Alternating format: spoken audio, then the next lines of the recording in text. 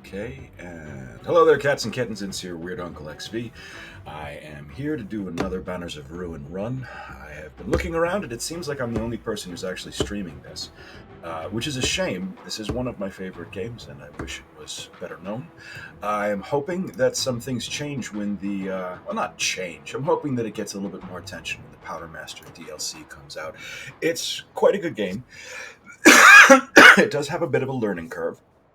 What I've seen from most of the reviews and on the Banners of Ruin subreddit, it's not everyone, but a number of people complaining that the game is fairly difficult and they feel that it's a bit of a crapshoot as to whether or not they can actually complete. So I have taken it upon myself to try to create some tutorial runs to give you a better idea as to how you can do a regicide all on your own.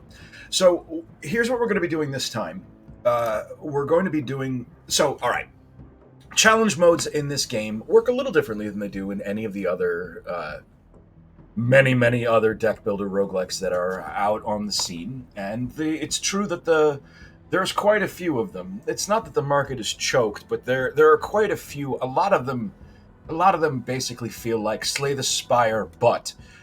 This one kind of stood out to me because it feels a lot more like a standard role-playing game, as opposed to some of the other, basically standard Slay the Spire clones. You'll notice, so the various challenges in this game are actually very, very difficult, and each one of them gives you a specific card reward. That card reward is otherwise, obviously, unavailable, and the rewards themselves are quite substantial. And if you've watched the first video that I put up, you may have seen a couple of these cards come up. Band of Brothers, I've completed. This one is the easiest. It's not just fulfill the terms of the challenge. You also do need to complete the run, which is either killing the warden if you have decided not to go after the prince, or going all the way after the prince. Personally, I am of a mind that if you don't go after the prince, what the fuck is the purpose of... why kill the warden and stop? So, Synergize, we have this one. I haven't figured out how to do yet. This one is very, very rough. I haven't figured this one out yet, which sucks because I want that crossbow. This one is another one that's very difficult. Whenever you need to finish the campaign with a total of 2,500 florins, but whenever you add a card to your deck, you lose money. And that includes, by the way, adding new guys to your team, all the cards that they have on hand, including their weapons cards. That subtracts florins from your fucking bank account. This one seems to be that you just need to... honestly, try to go as lean as humanly possible. Possibly maybe go with only 2 or 3 dudes. Pull on as few cards as possible. And give up most of your talents just to make sure that you... Anyway. Well, it's not even just to make sure that you can make it to 2,500 florins. It's also so that you can just... add shit to your party for recruitment events. Very, very difficult, and I haven't figured it out just yet. This is the one that I'm going to be doing today. Unplayed cards left in the hand during cleanup are banished rather than discarded, which means there's no holding on to something. If I can't play it, it's just gone. And also, all enemies with Fury start combat with 5 stacks of Fury. What that means is that in the combat events in which dudes have this, they become much more significant much quicker.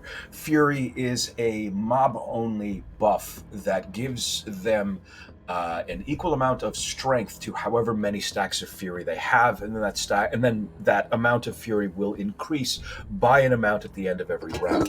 So them starting with 5 means that they're usually several rounds in.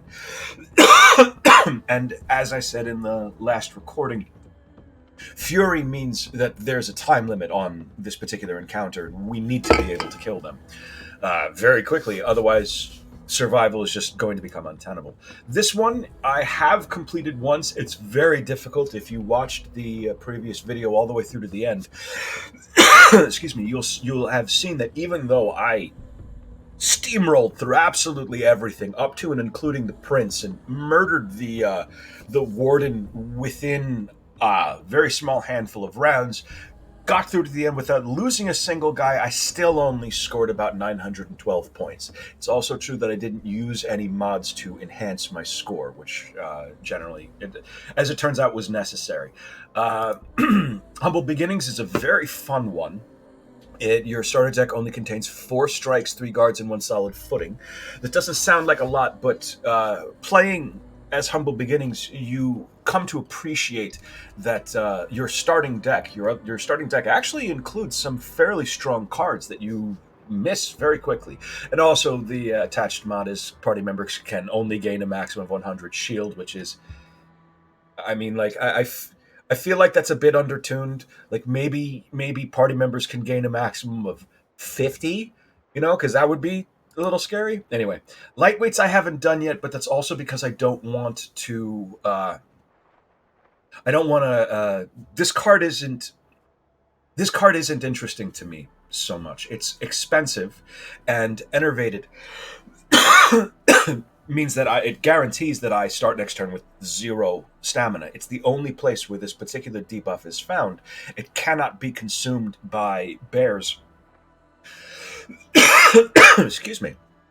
I used to live in Tucson, Arizona, and while I was out there, I caught it's called Joaquin Valley fever.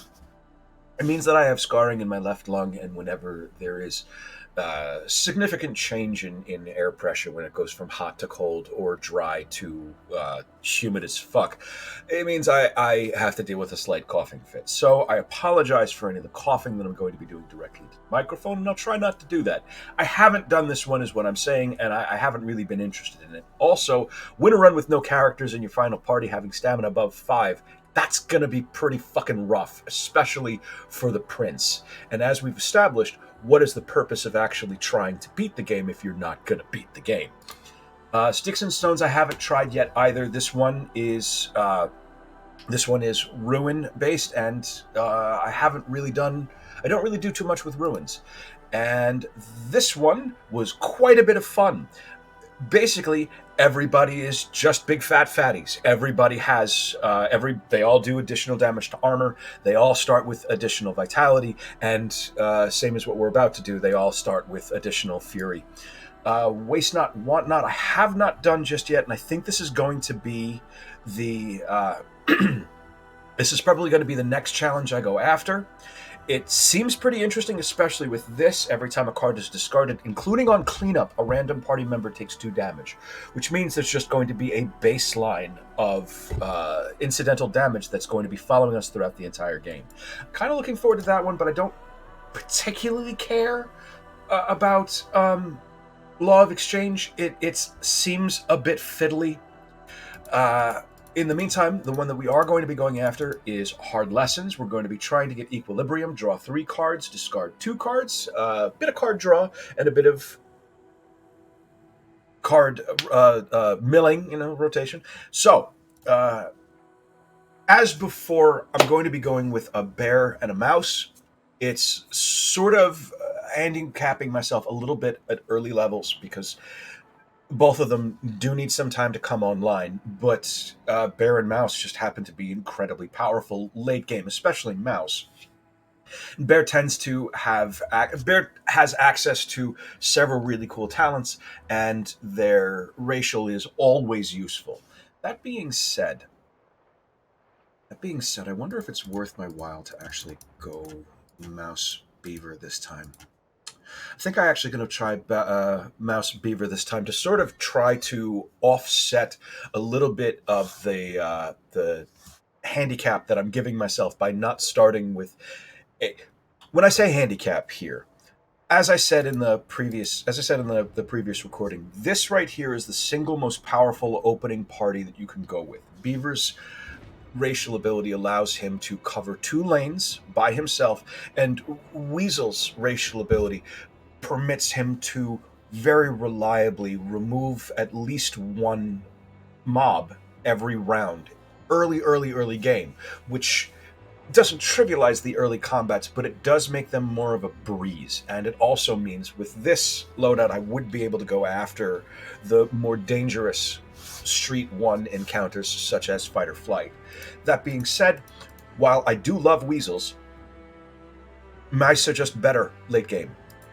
And I want to make sure that I have at least one mouse because there's no guarantee what's going to be available in the various recruitment events. And I'm going to want to have at least one mouse. I can live without a weasel, but it's rough going without a mouse. That being said, it's also, I mean, like I could have multiple weasels, which is also pretty cool. But anyway, so here's what we're doing. And away we go.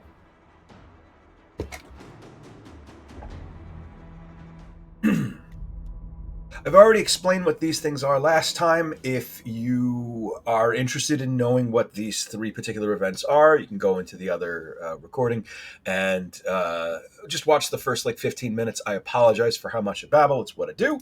We're going with charity, obviously, because there's no reason not to. And here's our first. This is great. Honestly, this is great. Blackfoot Stash is nice. It does allow us to trim some of the fat out of our deck right away. First Aid, this is interesting because that, especially for this encounter, because it means anything I don't play gets banished for that round. So I'm going to be able to keep a somewhat lean deck without having to deal with Blackfoot Stash. That being said, it would be nice having the extra heal, but I'm still going to go for Prey because adding an extra will onto a mouse this early in the game is it's quite nice. All right, so combat positions. Once again, if you notice down here, this symbol is going to correlate to this. Those symbols are also going to correlate to symbols that are on their individual talents. That's going to be how, at a glance, we'll be able to tell the difference between which card goes to which angry furry. Generally. So, upon rewatching the previous recording, I've found that it was a bit cringy when I tried putting on a voice for the prince at the very end. So I'm probably not going. I'm not going to be reading the encounter events, and I'm not going to be doing silly voices. So right here, right away, this is the reason why beavers are so very strong this early on. They are right now. I have 2 lanes that are completely covered. It's quite nice, and I don't really need to worry about. I don't really need to worry about CC because they're not going to break through my stuff. So I'm going to keep them on the same lane just to keep things simple, and also in case his longsword comes up, so that I can hit them both. And it turns out it didn't matter because he's already fucking dead. All right then. There's another very strong thing about this here barricade. It is immune to bleed because bleed does damage to vitality. And barricades don't have vitality.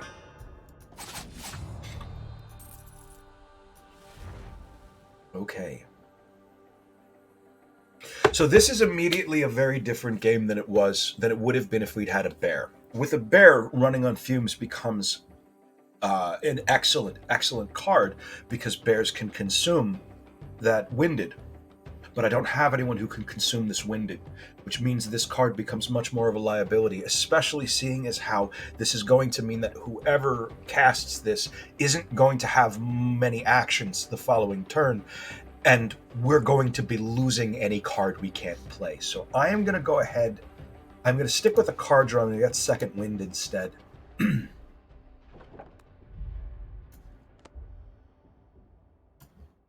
Once again, this dude is just letting us know that we have to save his family if we want to see the prince. Which we do. Okie doke.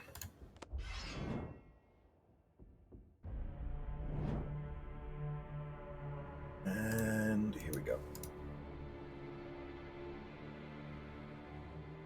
16 coming to the barricade, 1 coming to him. What having he said, belaboring the point, what having a badger does is permits you to, I can sort of relax on how my front line is doing for a little while. There are some encounters that can blow through this barricade, but still, that's going to soak quite a bit of damage. And I am definitely going to lose this kick, but that's fine because it's not that necessary currently. I did a trial run of this to see what it was like last night. It turned out to be a trial run. Actually, it wasn't. It wasn't originally intended to be a trial run. I just was basically fucking around with this, and it occurred to me that I could really be recording this. I did a run of this, and it was going in a very interesting direction. I had a frontline weasel and a frontline mouse, and two backline bears with quarterstaves. So I spent a lot of time basically moving people around on the board. It was a very, very interesting game, and I got rid of it so that I could start over from scratch. So I'm hoping that this at least is somewhat similar. I'm going to get well rested for later because that...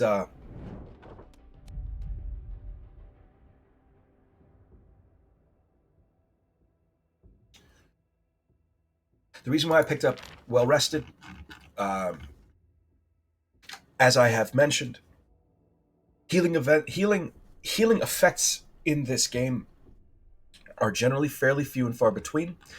Well rested is a skill that can permit my frontline, who will have a steady source of fatigue, of winded, to have some restoration in exchange for a bit of their will, which does kind of suck. I don't have anything that is really...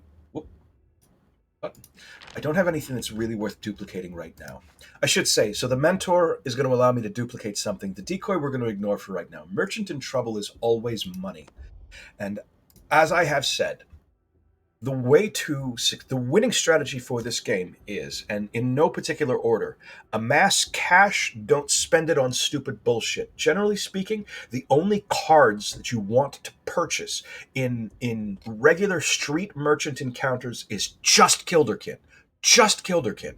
If you are dripping in money and you are desperate for a better weapon, the arms dealer can be pretty good because he'll give you access to some very strong weapons. But generally speaking, it's just Kilderkin is really the only thing you're going to want to spend that money on. The rest of your money should be going towards recruitment. You also want to have as much card draw as possible, and you also want to aim for removing one enemy action per round. So here's what we're going to do. We're going to take this guy's money because we're just as bad as everyone else. I'm going to call this a free combat. In the last recording, I marveled for like 2 minutes over this exact graphic, saying, wow, this looks new. I looking back, I don't know. I think it probably wasn't. I think I was probably just high. I also, I made a bunch of errors in discussing the stuff that was happening on the screen then. Anyway, when I said that the most amount of experience that you could get from inspiration was 1,500, it's actually 1,000. So, if at any point anyone feels like calling me on my many and varied errors, I'm already aware of them. I didn't want to discard that. I wanted that to banish. That's fine. If you'd seen the previous recording, the previous run, we are in a, and I'm going to keep belaboring this particular point, we're in we're having a much easier time of basically everything right away. And it's because of that barricade. It's able to soak so much additional damage. But the real trade-off here being, for fuck's sake, you just gonna knock through? No, all right, fine, whatever. I want to bring more weapons in so I can fucking kill this guy. Jesus.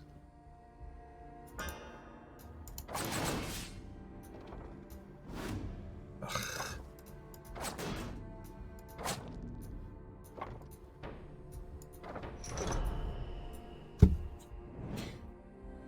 There are a couple things about beavers that are... So here's the downside to using a beaver. This is kind of incentivizing me to go after the last bosses the closing events of the game with 5 characters. I'm having that barricade means currently it's a placeholder, but Beaver tends to get a lot of talents that will directly buff the barricade in generally in terms of increasing its armor, which is something that you really want for the streets part of the game. But when you get to the final boss, personally I've always wanted to have 6 guys there so that we can have potentially six, well, not even potentially, 6 sources of stamina, six sources of will, uh, for everything that happens at the end, especially because we already know that the prince is going to the prince is an encounter that is going to try to limit the amount of actions I can take per round. So the more stamina I have, the more actions I can take. None of these. This is not great. I'm not really. I'm not getting any of the cards I'm looking for. One upside to the Beaver is that he's really never going to need more than about 2 will, one for the barricade and one in case it gets broken. Okay, this is actually not bad. So craftsman is the one that how can I put this? This is the one that you should really probably take. This is the one that I should probably take. It increases barricades armor by 12 plus my beaver's level. So it's generally going to be, for the majority of the game, it's going to be between 15 and 16, maybe 17 armor directly to my barricade. It's cheap and it doesn't consume. But it also means that I now have a talent card that requires me having a barricade. So if I add a 6th guy, I have a talent card that is useless. Instead, I'm going to take You Shall Not Pass, which is rank, gains 25 armor, and also it banishes. So it removes itself from the deck, which is great. And also, it does not focus on me needing to have that barricade. I am hoping that I'm hoping that we can treat that barricade as just basically it's a placeholder until I can get a nice big bear in there. And what do you've got? Oh, um, this is the correct one. Sadist is interesting. I don't want Rising Storm. Sadist is quite interesting, but it's going to take some time for it to be really useful. And it says 2 stamina for each status effect on target opponent. That includes their own buffs, including their racial buffs that just are there whether they want them there or not, whether they've specifically cast them or not. So towards the end of the game, this is generally always worth a huge amount of stamina for a mouse, which may turn out to be quite useful. At the same time, also Redemption, which I can just barely cast. Redemption is 3 blesses. Each of them banishes, yes, but it's 10 free strength. And it also allows me to, pare my deck down a little bit by banishing out cards that I'm not interested in casting or don't need to cast. Either of these would be a really good choice. Either of these would be a good choice, but I'm going to go with Redemption. And I'm increasing his will. Next couple of rounds, I'm going to be going after stamina for him. And the Beaver, again, at some point in time down the line, I'm going to give him another will, but for the most part, he's just going to be getting extra stamina. The Merchant, by the way, we are ostensibly trying to, I guess, save the city or something, and he's noticed that we've just robbed him while he was being robbed. We're pricks. We're really, really bad people. I'm going to go after the weapon cache first, in hopes that I can get. Ooh, good haul. Okay. All right, so first of all, I'm starting him off with heavy armor, not superior. So every one of the basic armors. The basic armors are light, medium, heavy.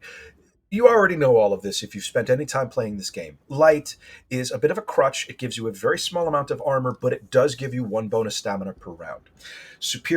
Medium, regular medium and superior medium. The difference between light and medium is always just more armor. Medium, which you start with, it's 14 armor, which is great early game, but very quickly becomes not so great. Superior is 24 armor. All it is a slab of armor. It is a one-time benefit of armor. medium armors need to be swapped out when you can find something better. Light armor needs to be swapped out sometime in the second street because you don't want to rely on this crutch. At a certain point in time, your backline is going to need to deal with taking damage. And if you've only got 10 base armor, you're going to start losing vitality, and you don't want to lose vitality. We're going to start off with the big difference between heavy armor and superior heavy armor is not just that heavy armor starts with 30, superior starts with 38. Heavy armor gains 5 armor per round. Superior gains 10 armor per round. So superior, much better, but it also does increase by 2 winded. This is 1 winded. We've only got, Terwin only has only has 3 stamina. So at this point in time, I'm not going to be immediately throwing the superior armor on him. It's not necessary just yet, and it's going to cripple me by not allowing him. It's going to be preventing him from using any of his ability, any cards. We're going to take the expert bow and put it into the stash for right now because eventually we are going to want to have a ranged weapon. In the meantime, we're swapping out the long sword for the great sword. So this was a really good weapons cache. It was all right. Like, it gave us a bunch of extra stuff that we were, especially also that armor. We're set. Terwin is set on armor for life. And they're all attacking him, and they're not going to break through his armor. He's fine. Let's see.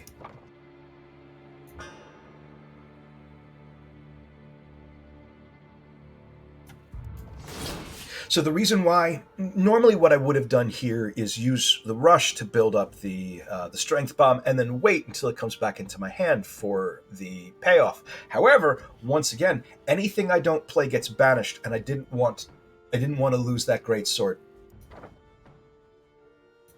So I'm going to just preserve those 2 cards, using them so that they discard instead of banishing, so that they will come back. But in the meantime, kicking this dude to the back row, that's the removing 1 enemy action per round that I was looking for. He's doing just fine. And I'm okay with this too.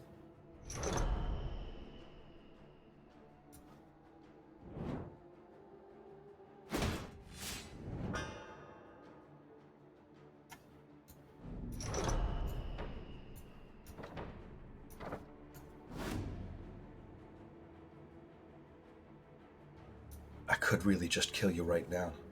I want to hold on to this. But holding on to this would really just be showing off. And literally every time I've ever tried showing off, I immediately fucking die. So I'm just going to, kill the guy. So this is quite nice. It is allowing me to build up. It's allowing me to build up a lot of strength without worrying about his will, which is going to impact the way that we build him from this point forward. Flurry, definitely. More equipment. Thank God for you. And, good. As a matter of fact, I'm putting you on right now. Greatsword isn't good enough to warrant carrying around with me. So, Yansworth has the gun that he's probably going to stick with for the rest of the game. This hammer it's fine. It's great. Honestly, it's great. It's 9 damage for 1 stamina, and it applies 3 vulnerable. That's great. It is a perfectly cromulent one-handed weapon. There are better, but there are worse. It's going to be fine for him for right now. Plus, also, it gives us a little bit of vulnerable, which we don't have currently. All right. I can't point to it with my mouse, and I'm pointing to it with my finger. Okay, so pacified. You see up at the top, pacified. If I play this card, it's the last card this character plays. There's a couple of different cards in this game that have this effect. Be very aware of any card in your deck that has this effect, and make sure that card gets played last, or you're going to be mad at yourself. Simple as that. So I'm going to show you a couple of things also that we've just done. The card that we've just picked up is Flurry. Flurry is a wonderful card. It only costs 1, and it does weapon damage. And now I have a weapon that does 13 damage. So this is a 13 damage card that applies 1 Overwhelm. Dual wielding, it applies an additional stack of Overwhelm. That'll come in. Oh, look at that. It's my fucking Kildakin buddies. Look at you. I wasn't even paying attention. I am. This is good. So, I've said this before, and I'm going to say this again. There are there are blessed few non-recruitment encounters between the beginning of the game and the first recruitment event that are worth spending any of your money on. One of them is the informant task. You need to spend $150. So whatever you're spending your money on, make sure that you have $150 set aside if you're planning on going for the prince. And again, what's the point of beating the game if you're not beating the game? Kilderkin is the only way to purchase red powder. It is worth that 100 florin almost anytime it comes up. And now, from now on, whenever we see that event that is going to permit us to duplicate cards in our deck, that's the card that we're going to be duplicating. Red powder, one of my favorites. It is so powerful as to be effectively game breaking. We're taking incense. We're not planning on losing any guys. So this particular encounter gives you something that would be like a relic in Slay the Spire. It is going to give you every character gains X max vitality in exchange for Y negative effect. The first one is dangerous. Whenever you gain gold, lose 5 vitality. No, fuck that. And the last one is what is this one? Hold on. This one has to do with it gives you a card that ruins all of your cards. It's great for ruin decks. We're not doing a ruin deck. This last one, anytime any party member dies, all of the survivors lose 15 max vitality. We're not aiming for any of our guys to die, so we're going to take that extra max vitality. It's an easy choice over that particular intelligence because it was only going to give us 100 experience. Fuck that. I mean, it's at this point, it's not even enough to gain a level. Whereas there's no circumstance under which an extra 10 max health is not. Anyway, so.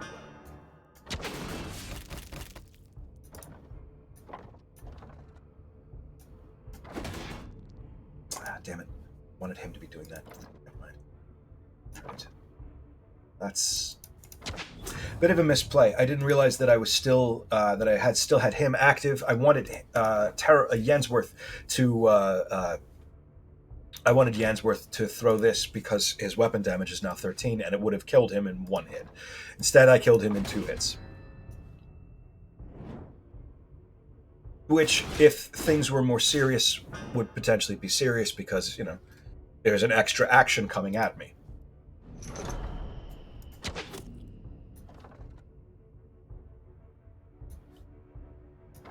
I don't really want to save any of those.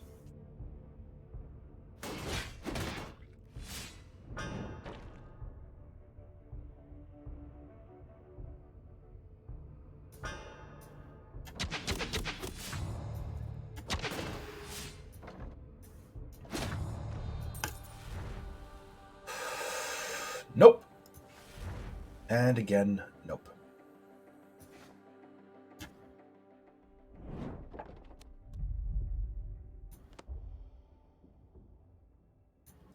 Crazy Weasel is exactly who I want to see. Crazy Weasel is transform. It's a great fucking encounter. Remove something that you don't want, get something that you do. And I don't want any of these things. Shit. Battering Ram might be okay. I don't have any ruins in my discard pile. Weapon damage plus 8 is just not super exciting. It's 21 damage. 20 plus. I do have. You know what? We'll take heavy blow because we do have red powder. So 13 plus 8 plus potentially. That's no good. There's our merchant. Let's just get him out of the way. Oh, shit. Ooh, I am way behind on money. So we've hit our first crossroads. I have enough to recruit 1 guy currently. I say I'm behind on money, but I always get anxious about this. because I never remember how much it costs to recruit each person at each checkpoint, and as a result, I never remember if I have enough or not. Two of you are sweeping. You're just hitting straight. Shit. All right. Once again, to remind, what I'm. Who can I? You know what? Okay, here's what we can do. I'm sorry. So to explain what my brain is doing right now, what the full conversation I just had in my head that you were not privy to. So I have 6 potential stamina over here. I have 1 card that can only be played by him, and I have at least 2 cards that I want to keep. I'm just basically making sure that I keep. That's the non-equation that I just reviewed, working out which of these cards I want to keep. I'm going to get rid of these 2. This I can't cast. The guard isn't really necessary. I can start actually shedding guards. And you can preserve those 2. It's not killing a guy, but again, we can afford to be a bit slower on that front simply because our front line is very solid currently.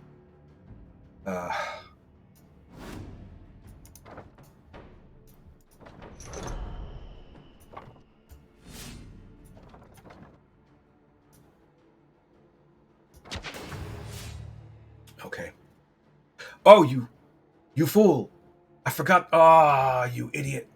You remember that thing I said was going to happen if you don't remember where if you don't remember where pacified is in your hand? It happened.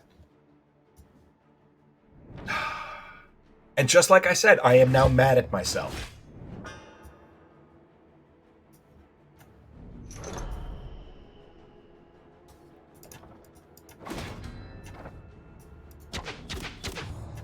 Okay. There we are.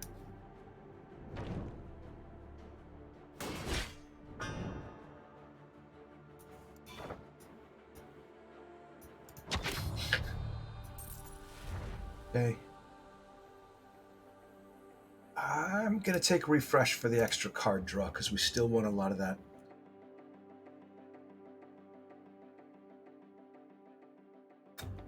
Okay, so here's what I'm thinking. Having giving Tarawin another way of dealing a decent amount of damage for a small amount of stamina sounds pretty good right now. The only thing that I'm thinking of is that round shield gives him the ability to give armor directly to his own barricade.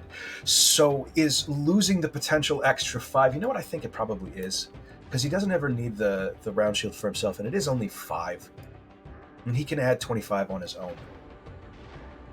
I am sorely tempted to stick the crossbow into my bag. It is... I'm going to stick it into my bag. I am going to stick it into my bag. It's the very high weapon damage, and it's ranged. And in a pinch, it only costs 1. Of course, it needs to be the last thing you fucking cast, otherwise you screw up. But still. Nope. Of course, we're just looking to advance the street. We're not actually buying anything. Don't really need the heal, but maybe the card.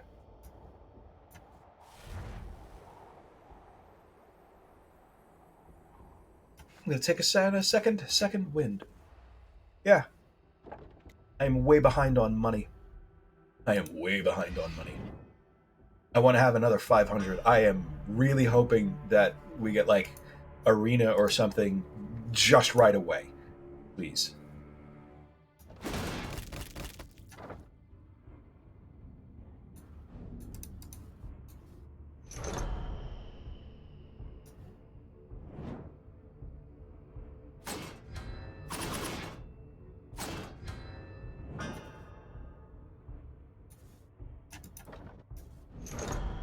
Well, fuck. Serves you right. Again, see, I was trying to do something to be slick there. And then the game reminded me that literally every time I ever try to be slick, that is exactly when I fall directly onto my face. And somehow manage to kick myself in the balls at the same time. Spread the wealth around there. What I was hoping to do I was hoping to do was to have those possibly get pulled a little bit more spread out than all at once. I was hoping to be able to kill one of them per round with the benefit of hopefully drawing only one or two of those in a round. And also hopefully with some fucking weapon, with some fucking damage cards. All right. Let's get some card draw. Oh, okay. That's pretty good. And I did have the presence of mind of giving you...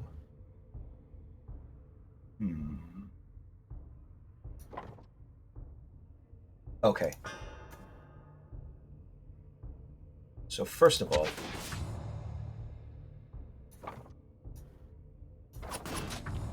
Okay. See, this is what I was, like, planning on doing.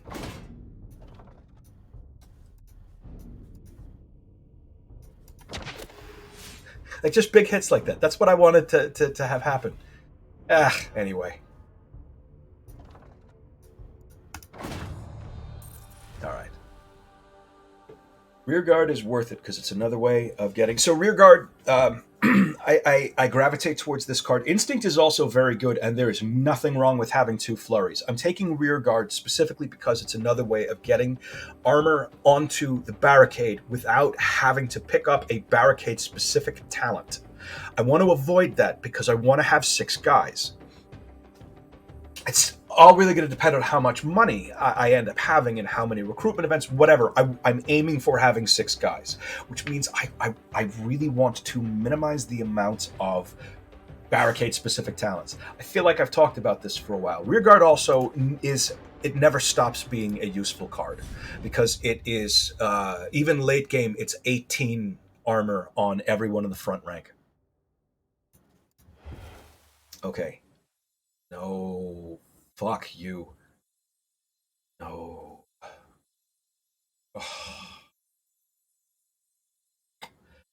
Okay. This is a terrible hand of passives. Practiced is fine, except for the fact that he's only really casting his racial in the first round of the goddamn game.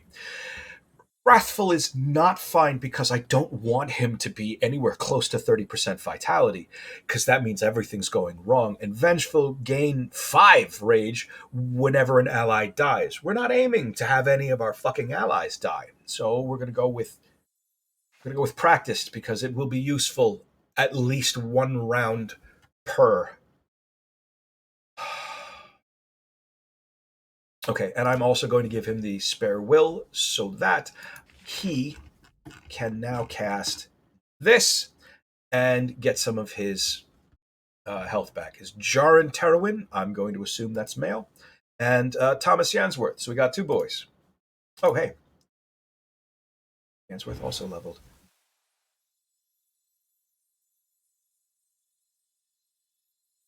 Minimalist is...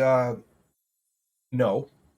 I mean, it's not bad, but it's not great, and especially not necessarily if we have... I mean, we don't have anything that really discards. This makes him effectively immune to bleed. Bleeds don't do damage to him. They will immediately be converted into health. Bleeds deal damage at the start of the turn. Unholy triggers before the bleed, so the bleed simply never has any chance to do damage. They layer bleed on him, and then the bleed immediately turns into extra health. So it's a great way of it. It means that he does not give a shit about bleeds from now on, but at the same time, he's not in the front lane, and I don't have any plans to put him in the front lane. I could because I do have the extra armor, but I'm taking Fundamentalist, which means we don't get rid of any more strikes. I'm a bit irritated about that. Neither of those passives were really anything close to what I was hoping for. And we're still very far behind on gold. Unless I have it wrong again. This is what I'm hoping. Maybe I have the amount wrong. I'm thinking that I need around about 1,200 florins. When I get to the end, it's possible that I will have misremembered this yet again, and that it will not be. It won't be 600. It'll be 300 to 450. maybe we're doing okay. Maybe we're doing okay. Let's find out.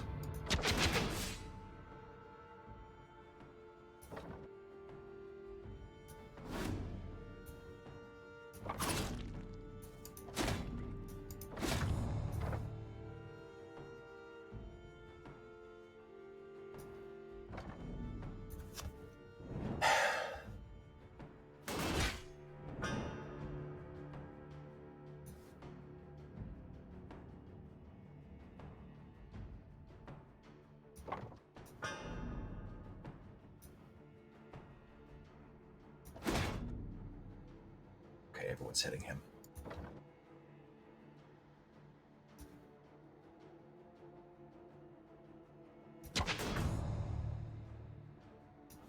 I'll let both of those. I'll let them both go. That's fine. Good. Okay. That's a shame.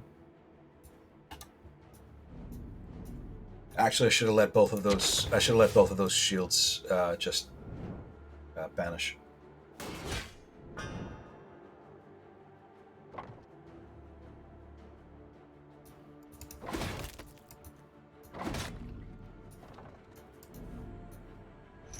That's not my crossbow. That's the one in the stash.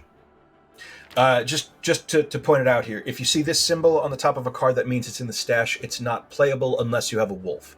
Wolves can use weapons right out of the stash. So if you have a wolf with a sufficient amount of will, sticking extra weapons into stash is actually giving him extra weapons that won't count towards his weapon damage, but still you get the effects. Oh, and this is already done. None.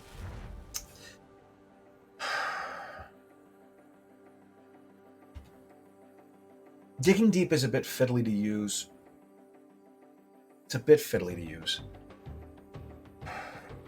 And I don't want a third second wind. I'm skipping this one. That felt bad. That felt bad. Giving up Digging Deep felt bad. What is it? Okay, so just draw a card. All right. So let's put this on something that we are going to be casting every time. What are we definitely casting every single time it comes up? Red Powder. So Red Powder now has an extra card draw. 450. Oh, I'm not going to be able to afford two, but I can afford one. Huh. Well, I'd swap that short bow immediately out, for the crossbow that I have in storage. I don't like this for late game because this is going to be how he dies. Self-applying to overwhelm is not a big deal early on in the game, but it's a huge fucking deal when you're at the final stages and everything hits the back row. So this is something I might pick him up, especially because he's only level 2, so he doesn't have a passive yet. And superior medium is not amazing. This is something else though. Superior light, which is doesn't matter actually because I believe I have superior heavy in storage. Persecuted is an okay talent. It's not great on a well. You know what? It might not be bad on this particular beaver because I am going to be able to throw blesses in my deck. Warhammer is a great. It's a great fucking weapon card. That's honestly, if I pick Hasselthwaite, it's because he's got that Warhammer, and I like it. Nope.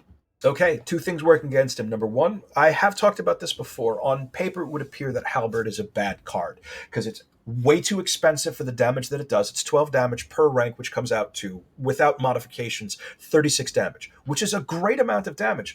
But the problem is that it's way too fucking expensive. In the best of circumstances, if you're casting Halberd, that dude isn't really doing anything else for this round. That may as well be a pacify on there because it's just too expensive. It does give him, however, the 12 weapon damage for all the other cards that deal with weapon damage. But the card itself is It's not a.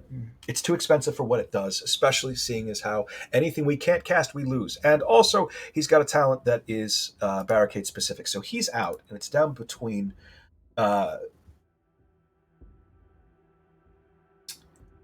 taking rolling the dice with. We're going to take an extra mouse. We're going to take the extra mouse. We're going to take that mouse. We are going to put that mouse in the back. We are going to give that mouse a crossbow, and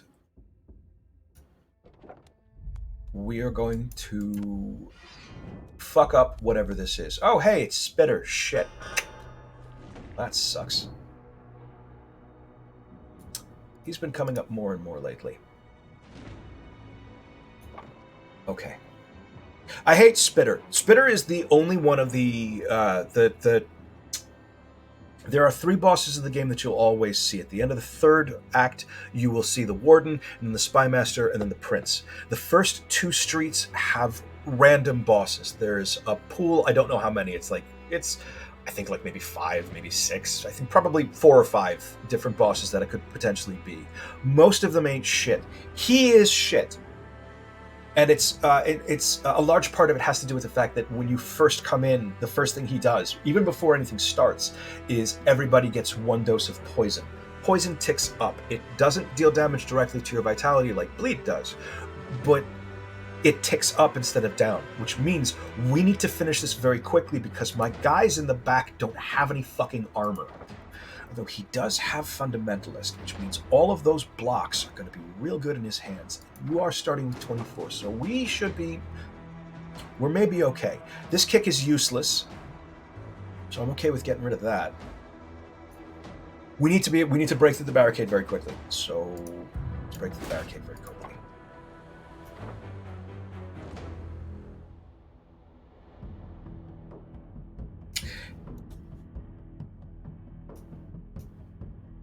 This heavy blow is going to be banished anyway, because once I cast this, no one else has the stamina to actually cast it.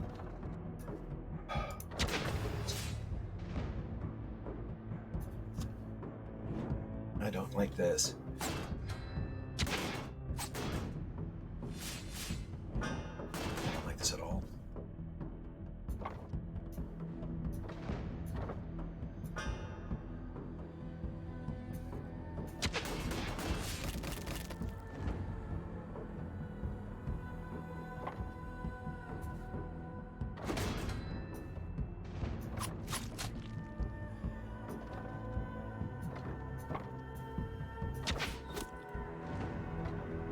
I'm gonna let this banish for right now because these guys can hit the back row.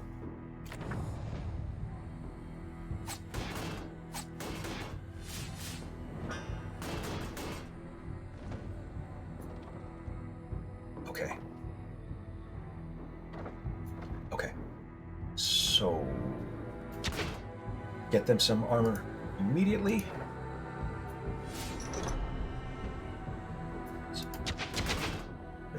Ah! Frog 'em. Scheisse. That's bad. I can't hit these guys until these barricades are down. Alright, well. That sucked. Oh, shit. See?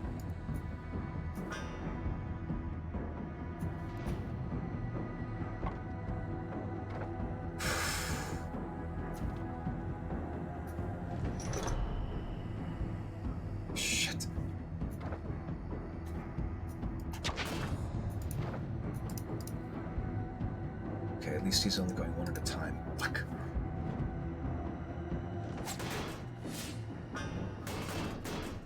Yeah, Downington up there started at level 2. He's only got 1 talent, and it's not a good one. That's gonna save me. Let's get some cards in. Good question. Let's get rid of this one.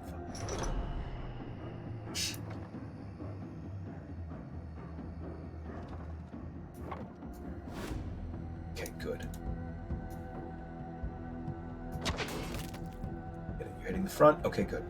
We can survive up front. We're pretty stable. Think.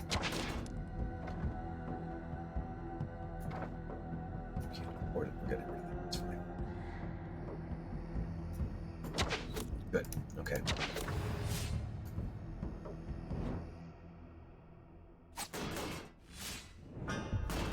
I don't like it when my front row gets this low.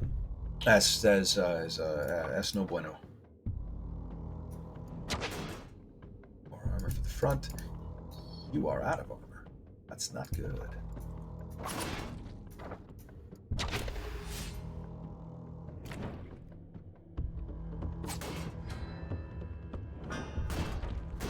So, for those of you keeping score, poison is now dealing 7 damage per round, and it's because it checks against armor first. It's like just basically the same as just taking a 7 damage hit every round. This has gone on far enough. Very, very dangerous. We did okay, and now that we have 2 mice, double team is going to be a big fucking boon. You've already got superior light. I am going to swap this in onto you. So, 2 mice in the back with light armor that they're going to need to swap out before we pick up. So I've never taken wealth. I've never taken unity. Excellence every time. I feel like that should be obvious. Let's see who gets the most out of it. Is it new guy? Yeah, it's definitely new guy. And I want him to have his first perk just fucking right away. I don't want to wait. I'm not waiting for his perk. Oh, one moment, please.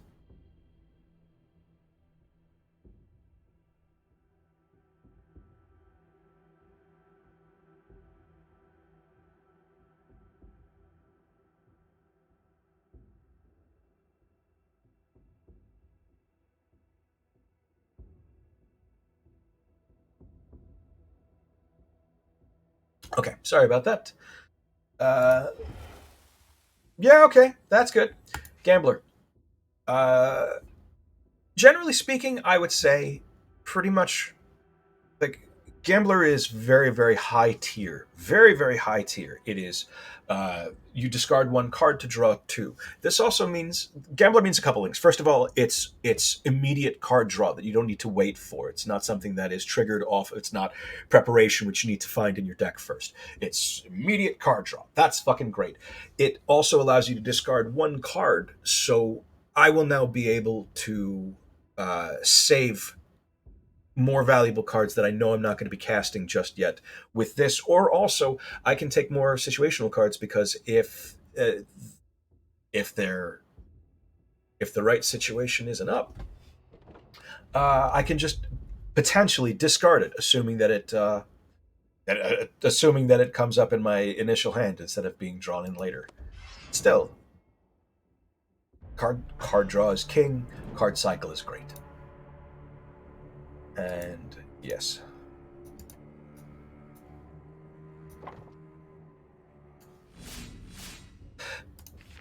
This card is phenomenal if and only if you have at least 2 of the same dudes. Very, very obviously. If you do not currently have 2 of the same dudes, do not pick this up with the hope that eventually you might be able to get a second of the same dude. There is no guarantee that you'll be able to get 2 of the same guy, and there's also no guarantee that if you do see another of the same guy, that he's going to be worth adding to your team.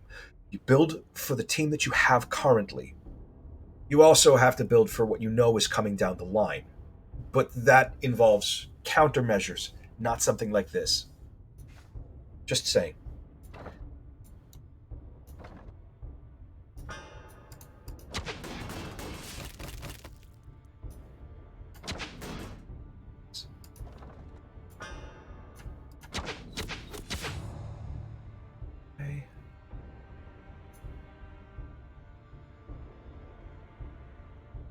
Yeah.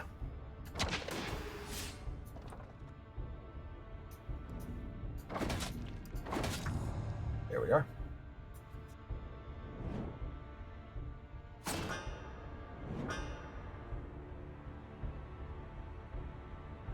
Let me just finish this.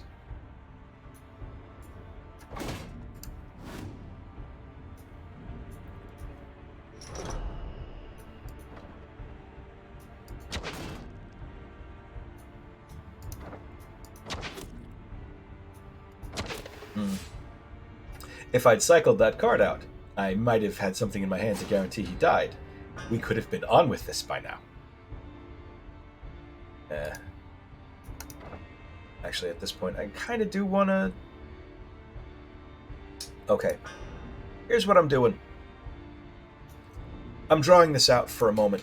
This guy is definitely going to die because of his bleed, but my front line is in bad shape, and I want him to be able to recover some of this health, so I'm allowing him to die from his dots so that I could have a couple of extra rounds of free heals.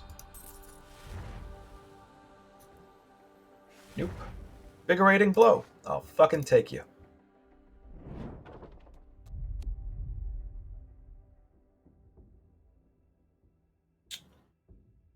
Going for a quick round because my two of my guys are close to 50%, so it's worth it. Okay. Ooh, good. Steadfast is a great late game armor. Its biggest problem is that it starts with 0 armor, but every round it gives you 8 armor. This is one of a small collection of armors that give you the same effect as a perk that you could otherwise get. There is a perk in the game that you can, a passive that does this exact same thing. We're going to put this into storage for right now. Survivalist gear also. Survivalist's gear, it adds restoration and bolster, which increases the amount of armor that you get. It's so at the round 1, it only gives you a very small amount of everything, but the longer the fight goes, the more armor and restoration he is stacking on every single round until he's restoring fucking 15 health per round. It takes a while. Actually, I think I am going to take that instead. I'm keeping the superior heavy armor with me because I can't guarantee I'll see it again, and I want at least one more guy in the front rank, so he needs this. So I'm going to keep survivalist gear for the moment because I will be able to swap it onto backline guys to heal them up if they take incidental damage.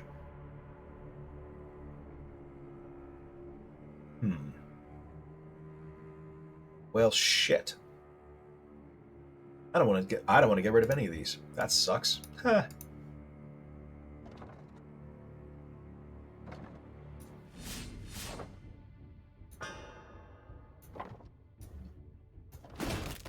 Okay.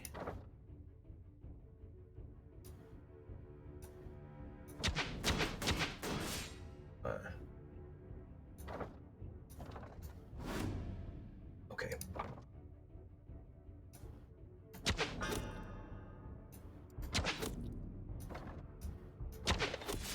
Good.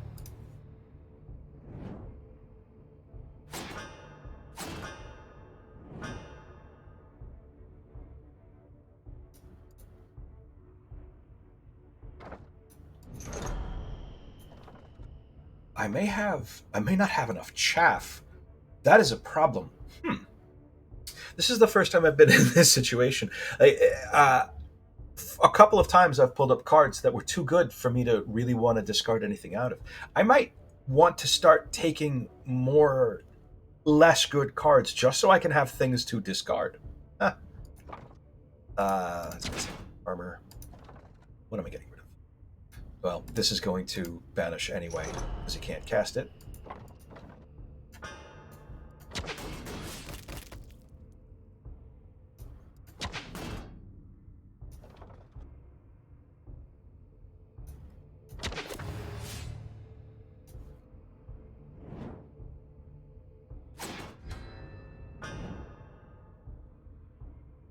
The biggest reason why I wanted to do this was because I was surprised at how much fun I was having with this particular grouping of mods. This introduces a neat twist.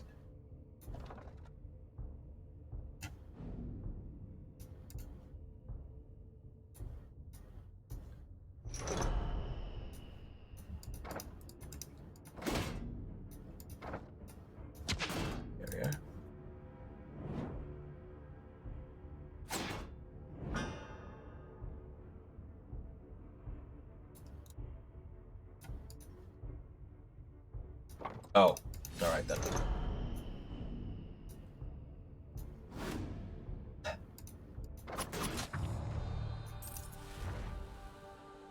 Don't need another invigorating blow. That's a shame. Wild Brawl I'll take. Wild Brawl is Wild Brawl is a really interesting AOE. This hits it deals damage to a rank, the same as any of the powders or the great sword or the longsword. So it's AOE. It deals 6 damage per character that has lost 1 stamina. It costs 1 stamina to cast it, and then the spell will take 1 additional stamina from him. So the character that is casting this card is going to spend 2 stamina. Everyone else loses 1 stamina, and then every additional stamina together times 6 to that full row. It's very, very good with red powder. It's very good with mice. Oh, hey, look at that. It's a mentor. So here's what we're doing. First, we are going to duplicate red powder. Next. Nope, not the weapon merchant, but we are going after the drunken guards for 300 free bucks. We're going to take both of these. Guarded transport is worth 600 bucks. Stand-in parish is worth a bunch of experience. They're both going to be difficult fights, but I'm pretty sure we're doing pretty well. I'm reasonably certain that we can fuck.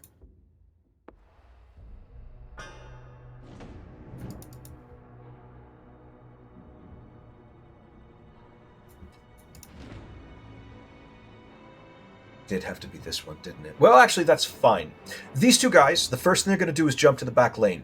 The second thing they're going to do is put on is coat their weapons in venom. That from now on, everything they do leaves 1 venom. Poison, sorry. So they're just going to keep on. They're going to keep on layering poison on people, and then as soon as they're done doing that, they're going to put on retaliation. That anytime you hit them, you get 1 poison. But ranged weapons are immune to retaliation, and I've got 2 strong ones in the back, so we're okay. But this is still going to be a pain in my ass. Oh, I should have hit the other guy. Okay.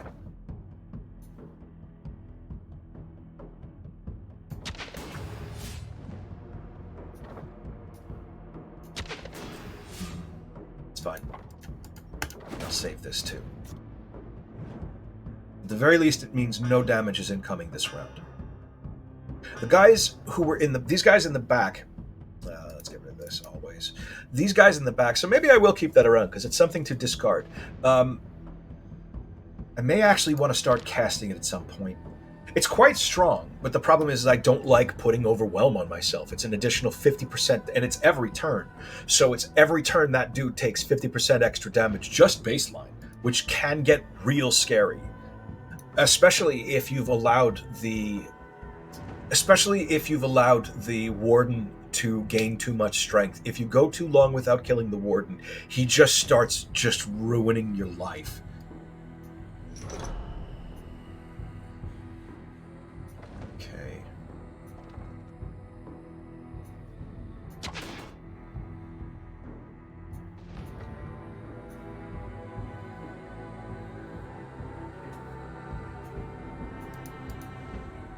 That dagger's going to be banished anyway. I don't need well rested, and the 10 damage off of the strike would ultimately, I think, be better. Okay, good. Barricades are immune to poison, by the way.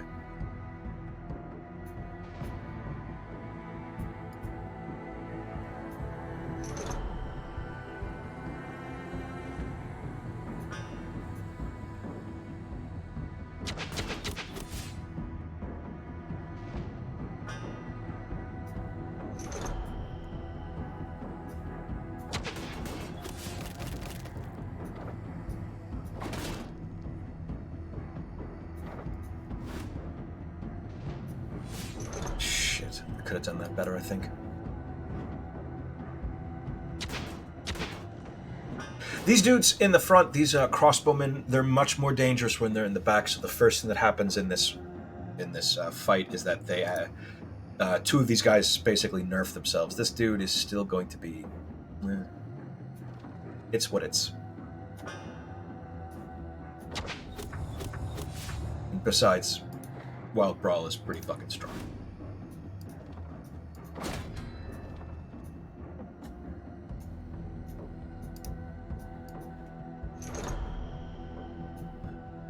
Look.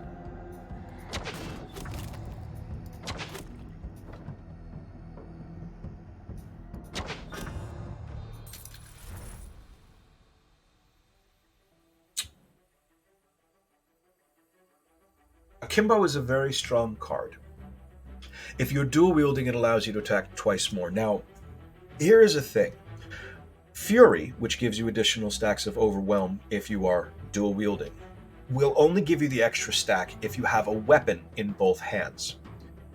This dual wielding, however, will allow. Let me try this again. Akimbo treats having a shield in your offhand as dual wielding. So if you have a sword and board, if you have your dude in the front is carrying a shield, Akimbo will let him strike 3 times. So ignore where it says dual wielding. And Akimbo is going to be best, obviously, on a mouse, and my mice don't have good weapons for it because it's just weapon. For them, it's just weapon damage. I wouldn't mind a second double team.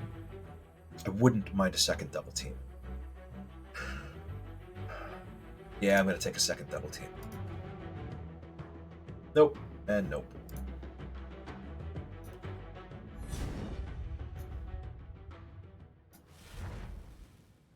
Okay.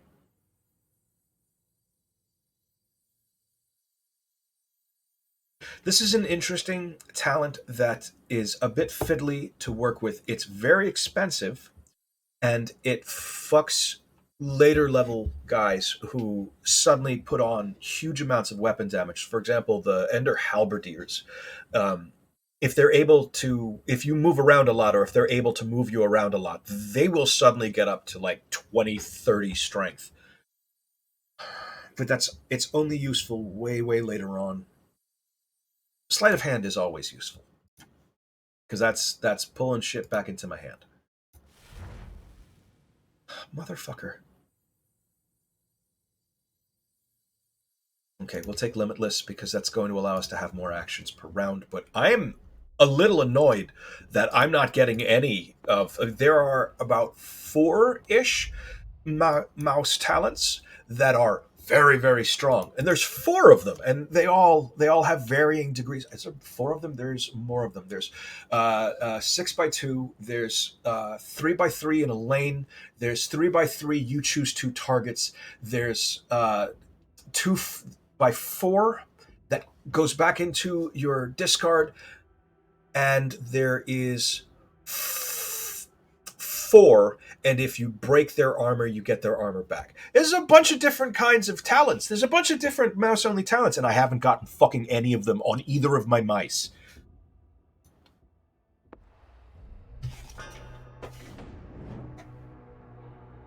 I'm irritated by this. Right.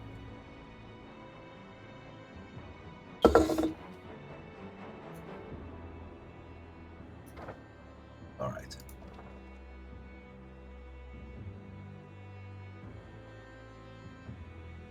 Fat Fatty in the back is a bit of a pain in the ass. He has the ability to move my guys around.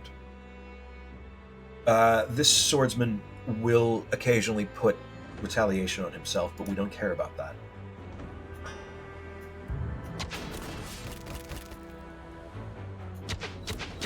Because our entire back line has ranged weapons.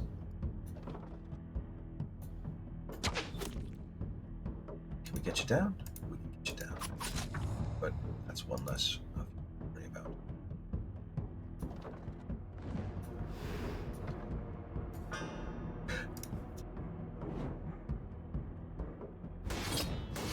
These crossbowmen can hit the back ranks. I don't know if I want to get rid of solid footing. So, throw it on to conserve it. Make sure that it's available later. Let's get rid of you.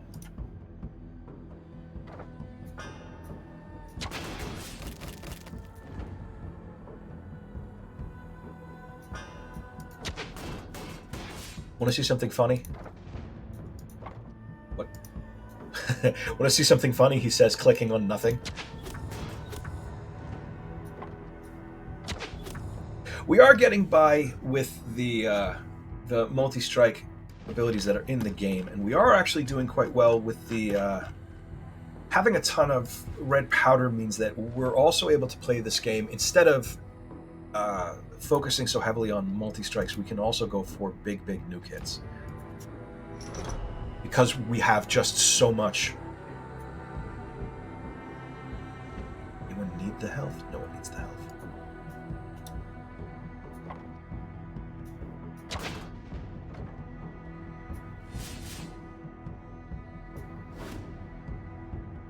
Balls.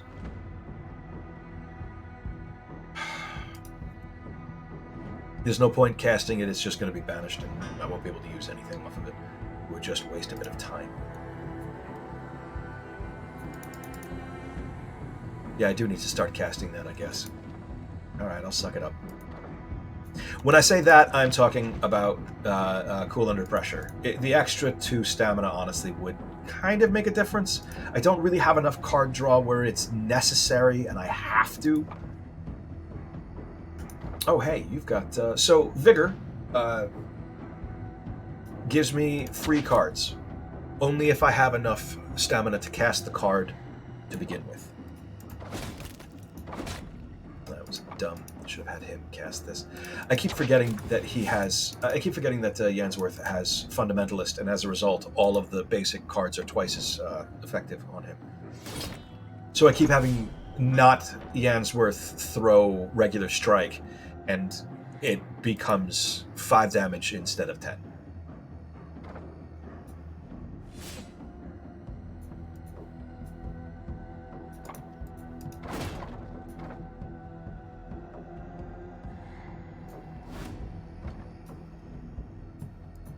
Oh. Misplay. I dragged this out a little bit longer, I'm sorry.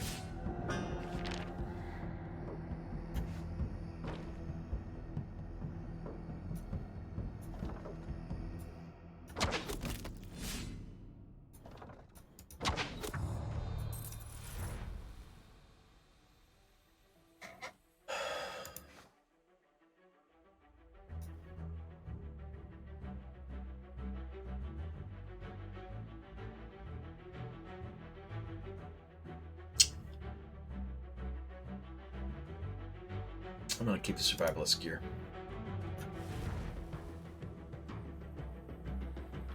I'm not taking the akimbo. I am taking $600. Okay. We are roughly where I want to be in terms of cash for this street. At this point, we should have enough to get 2 guys. We actually, at this point, we may have enough to get 3 guys. We'll see. Just because we can doesn't necessarily mean we should.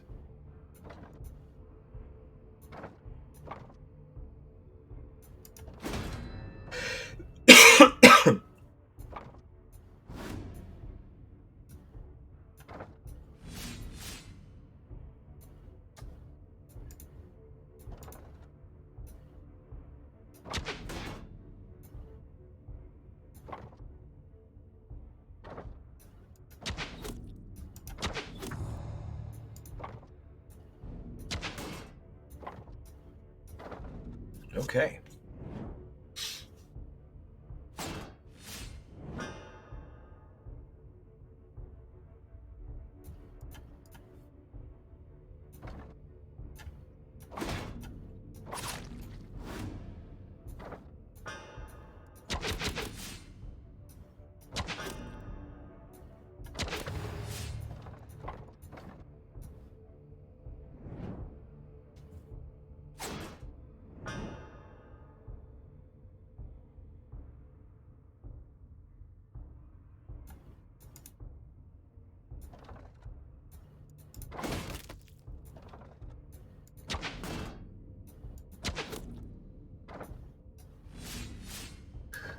Watch this.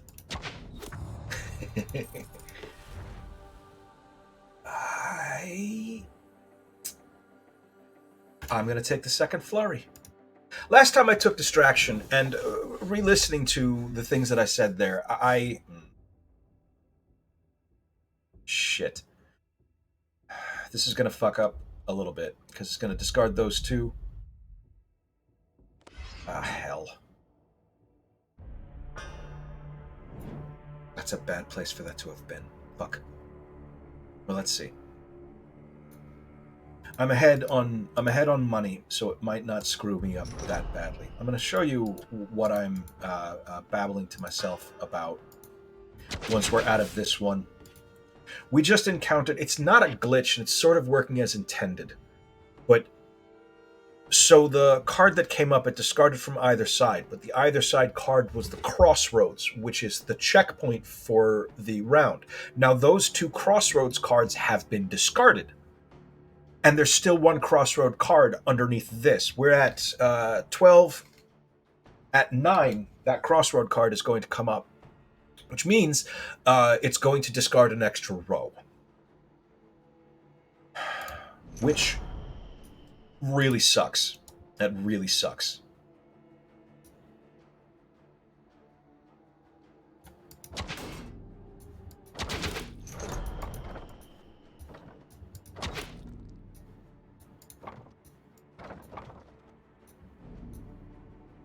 Oh, it's yours. Okay, I shouldn't have taken the one from this side. I should have gone down the middle. I'll show you what I mean in a minute.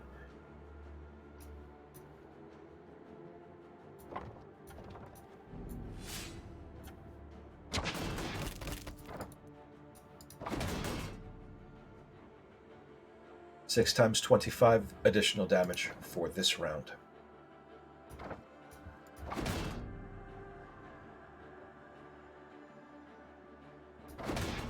Oh, it should have been you. Dang it. Eh. Actually, let's kick you to the back to preserve this 6 stacks of overrun. Overwhelm. Over smack you in the face.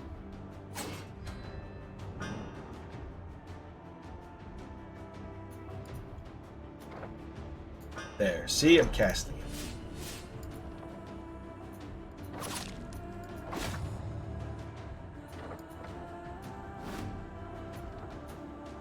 Lots. Man, I should have turned all of my attentions onto that knight and not wasted the 6 fucking... let's sigh. Whatever. Alright.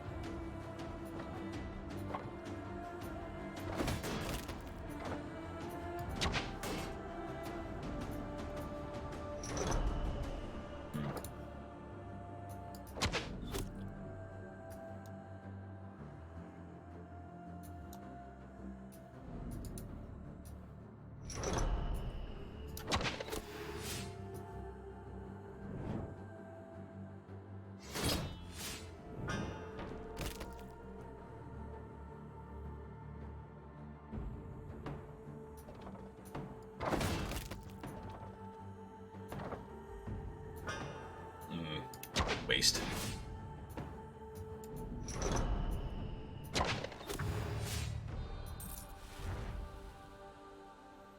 We're okay. Nah. And also, nah.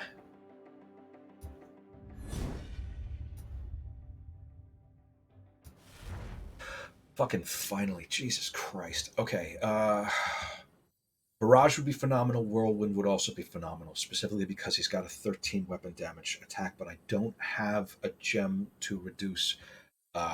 So one of the upgrades that's available is reduce cards will cost by 1, which make most cards with a will cost only cost 1 will and no stamina, most of them. So reducing a will cost gives you it basically makes it into a free card, and will cost cards are always very, very strong. There's weapon damage 3 times, which would be fucking great. Barrage also is one of the best talents in the game. Eager Strike is okay. It's okay. I mean, like, it only hits twice, but each hit is each hit is high for a multi-strike attack, and also it's a bit more sustained with the stamina. But it's really going to be down between the whirlwind and the barrage, and I think I'm going to go with the barrage simply because I don't have a will augment, which means there's going to be a certain point when I can't cast this spell. I'll never not be able to cast barrage.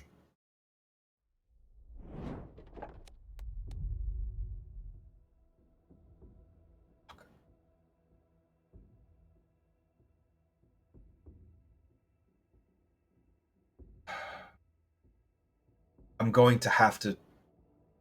Both of these are very good. All right, I'm going to go with courage first to get an extra. Who's getting it? Hey, Dannington's getting an extra stamina. Next, going to the league.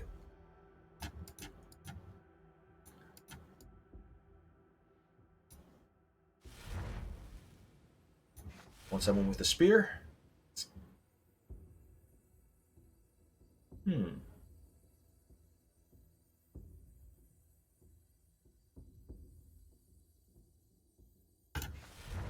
And weak spot.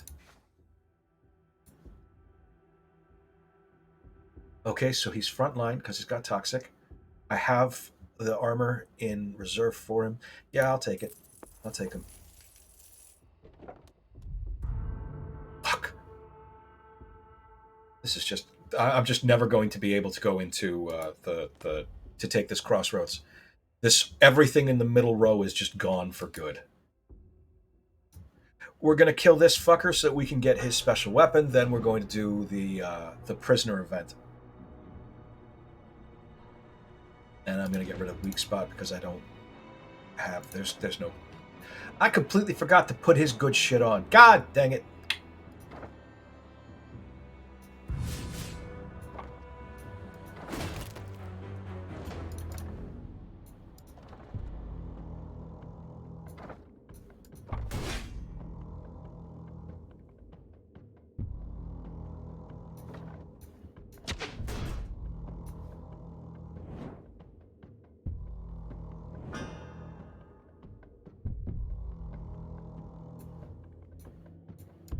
Yeah, mush.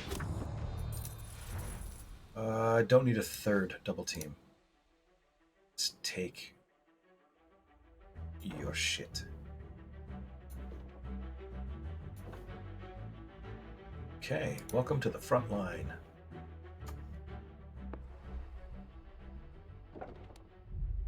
I don't want to. Man.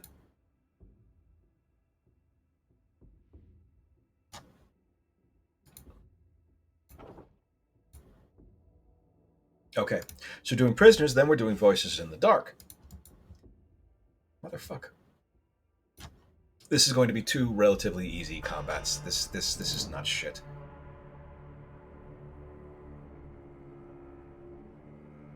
I really want to get rid of any of these.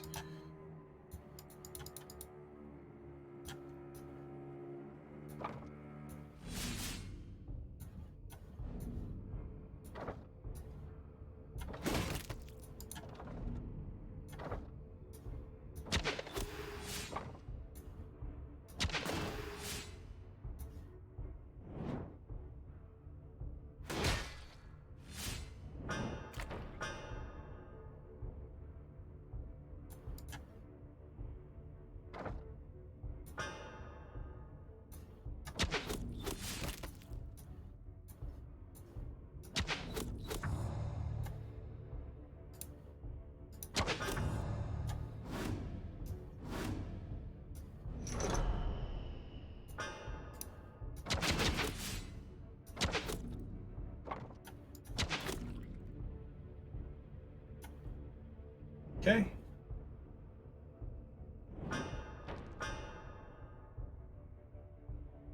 And we're just done. I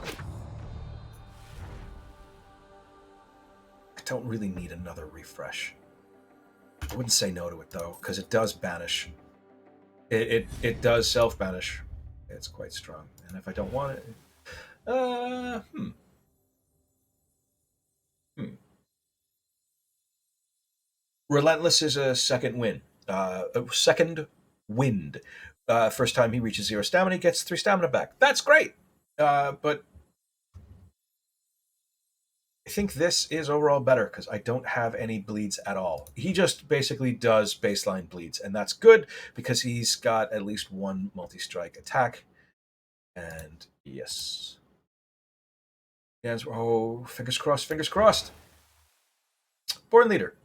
I'll take it. The first time I run out of cards, if I play out my entire hand, and anyone on his rank has any extra stamina, will draw a card for every stamina. It's top tier. It's one of the better. Everybody can get this passives. Extra card draw, always A-okay.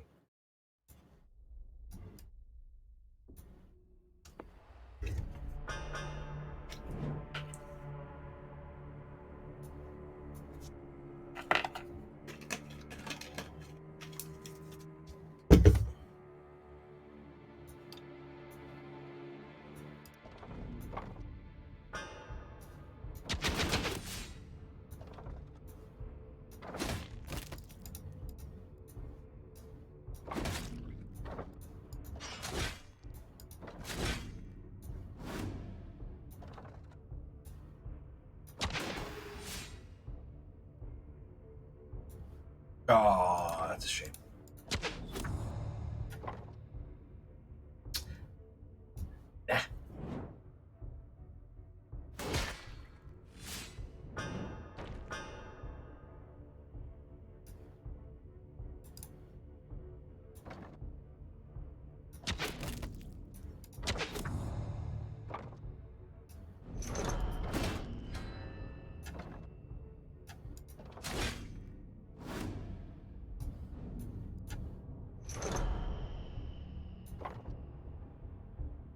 You notice Born Leader triggered right there when there was briefly no cards left in my hand because I was banishing something to draw more cards. So it triggered right there with the rest of the card draw.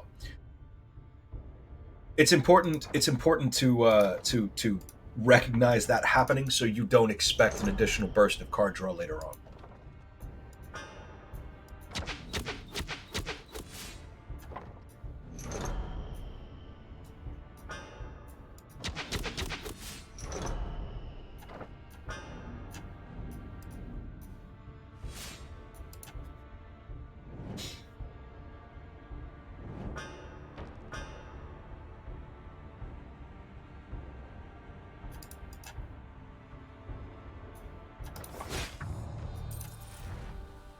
No. Okay. Let's think about something.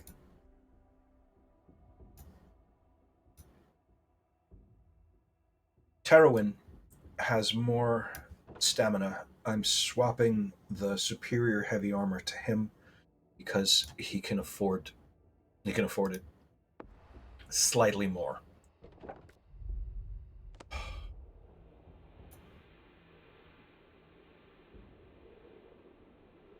Okay. This is something that's going to go in reserve for a little while.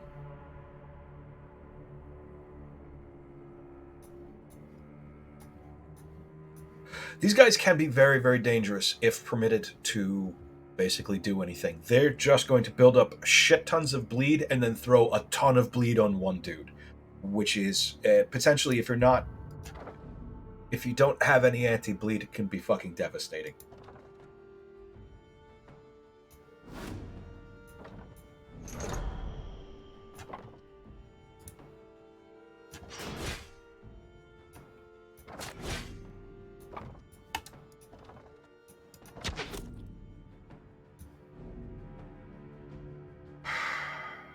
Someone has to cast it in order to get the Born Leader effect. Okay, yeah, that's I'll take it.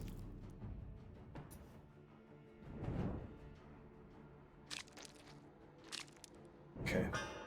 A little bit of bleed. Deal. Yeah, I'll get rid of you.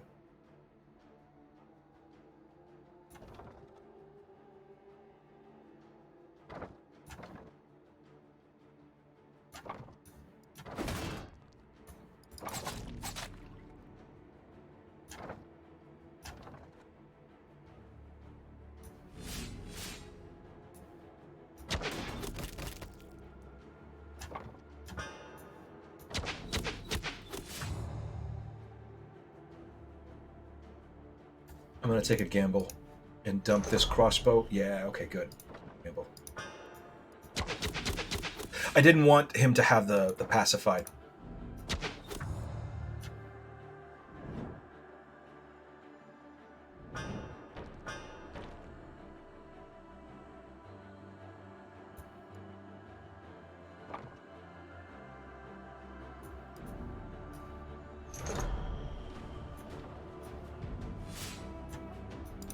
Oh, you're already fucked then.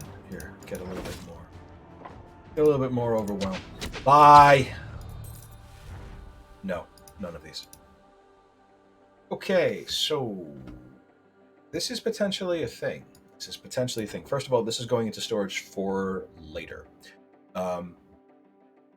If anyone gets this, where is it? If anyone gets this passive from this point forward, they're going to get this. What it does is it's the highest single hand weapon damage I think I have seen. It's 12 damage, that's on several two-handed weapons, and apart from this, I think the next highest one-handed weapon is 11 on a scimitar. We're going to keep it in reserve for right now because it does apply for bleed to the person who's carrying it when they use it as a weapon. And it's probably going to end up going on one of my mice in the back. But I don't want to put this on the mice in the back just yet, so we're just going to chill for a minute.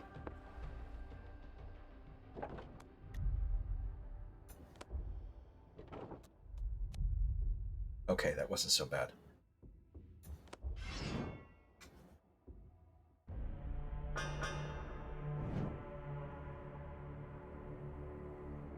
It used to be a lot worse. It used to discard an extra row. I guess that was a bug, and I guess that was fixed.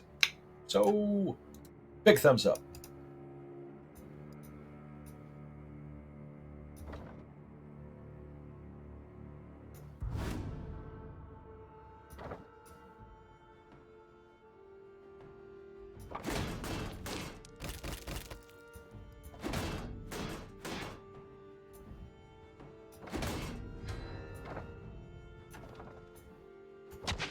Mush.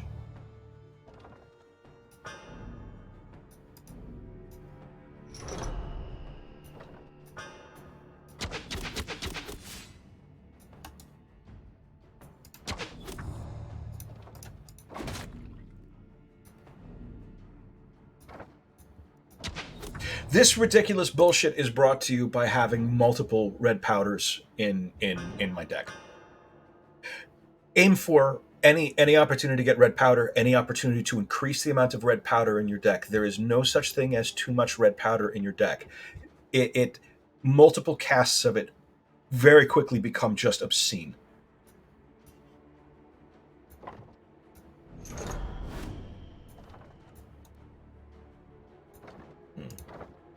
I want to conserve this, so I'll have him use it. I want to get the free card draw, so yeah, I cast that. That's fine.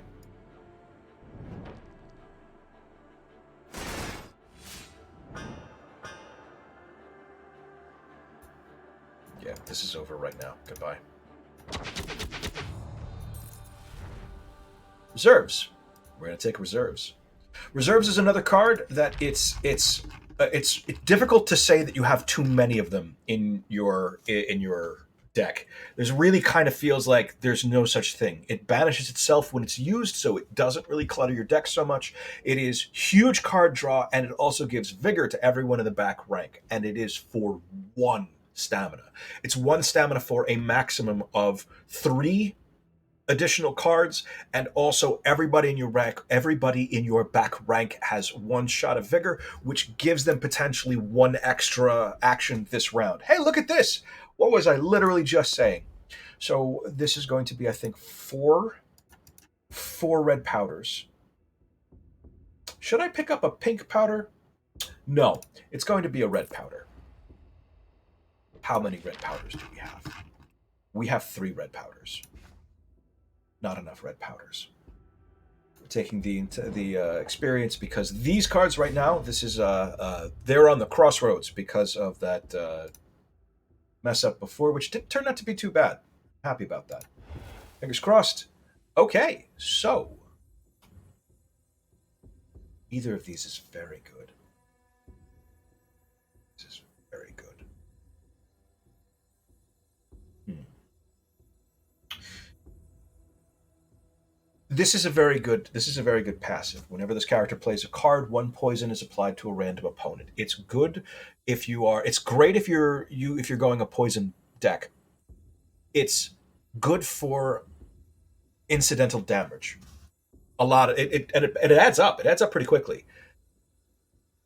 I'm gonna go with this, and that does mean I'm going to be changing around his gear, and I'm going to be doing it right now. But first, no, practice is okay for a wolf. Okay, so right away we're going to change a couple of things. Who just got that? Was it you? Nope. It was Dannington. Leo Dannington. So, Leo Dannington and Quinn Iderick. Hey, we got 4 guys. It's a bit of a sausage party in here. I'm so sorry. Can we just pretend that didn't happen? All right, so he's got Unholy. He's got Unholy. So you are definitely getting Cruel Sickle because now every time you throw that, it's worth a free heal. I also want you to be dual wielding. So I'm going to go ahead and give you that rapier. You, in the meantime, there's really no reason for you to have that club. There's really no reason for that club to be following us. There's every reason for the crossbow to be following us, so we're going to take that along. That beaver doesn't need a shield, so it's okay for him to be. And also, the crossbow is not its damage is not modified by range, like the war bow, which is a very common, very common bow. Is war bow. You want to do it in the back to be carrying a war bow to get the best out of it. We're going to give him some money and get a random upgrade. Fingers crossed. 1 stamina, 3 cards. That's all right. Card draw is always good. We're going to put this onto Invigorating Blow because it's a 0-cost card, and that means it just costs 1 now instead of 2.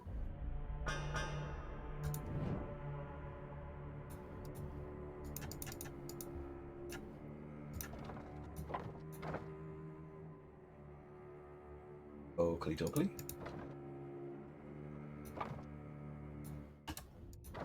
First off, let's get that powder down.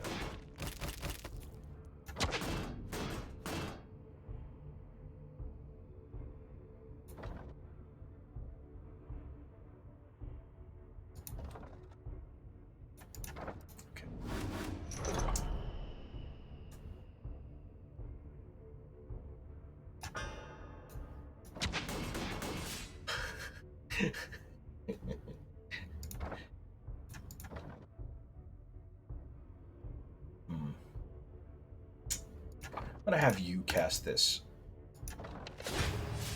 because he has less stamina than him, and I don't want him to have to put on a. I don't want to have to pacify him. What we're aiming for is to clear out our hand. I am looking for ways to cast every card in my hand to make sure that I get the most effect out of Born Leader. I want both of these guys to be able to cast, and I want them to have a decent amount of stamina when I have cleared out my hand. So that's what I'm going to be. A lot of looks like it fucked me anyway because I got one of the cards I drew was You Shall Not Pass, and he doesn't have the ability to use it, and I just pacified my wolf so he can't use it. All right, well, fine. Well, that was dumb because he's already going to die. Whatever.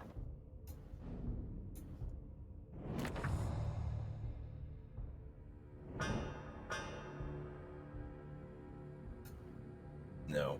Yeah.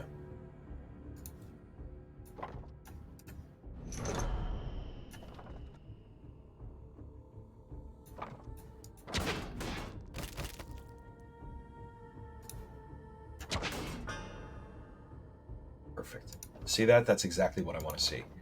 That kind of like just being able to play a number of cards and then fill my hand back up. That tells me I'm doing okay. I'm doing okay. We're doing fine.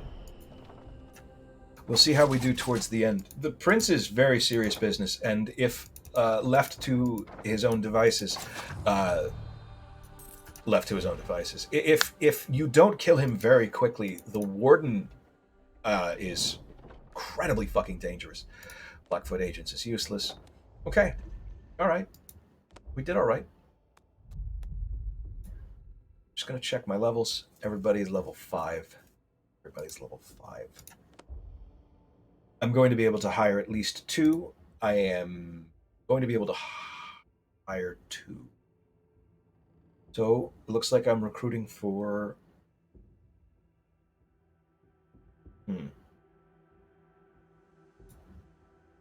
Why are you in the front? You're in the front because you have toxic, but you can go into the back. I can pull you into the back. So if one of these guys is better in the front, I can put him in the front. Bastion sucks. It requires him to have no allies on his rank. And he also has 2 barricade specific talents, so pass. Whenever he's healed, he gains an additional 5 vitality. He has Lore Master, we're taking him. Full stop, we're taking him. Doesn't matter what else he has Lore Master, we're taking him. As for you, whenever this character kills an enemy, we spawn a roar, that's pretty okay. He would be back row. False opening is quite good for later on in the game. Sadist is okay.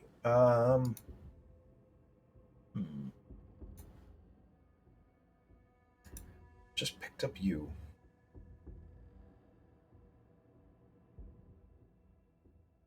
I think I'm gonna hold off. I'm not gonna hire him just because he's here.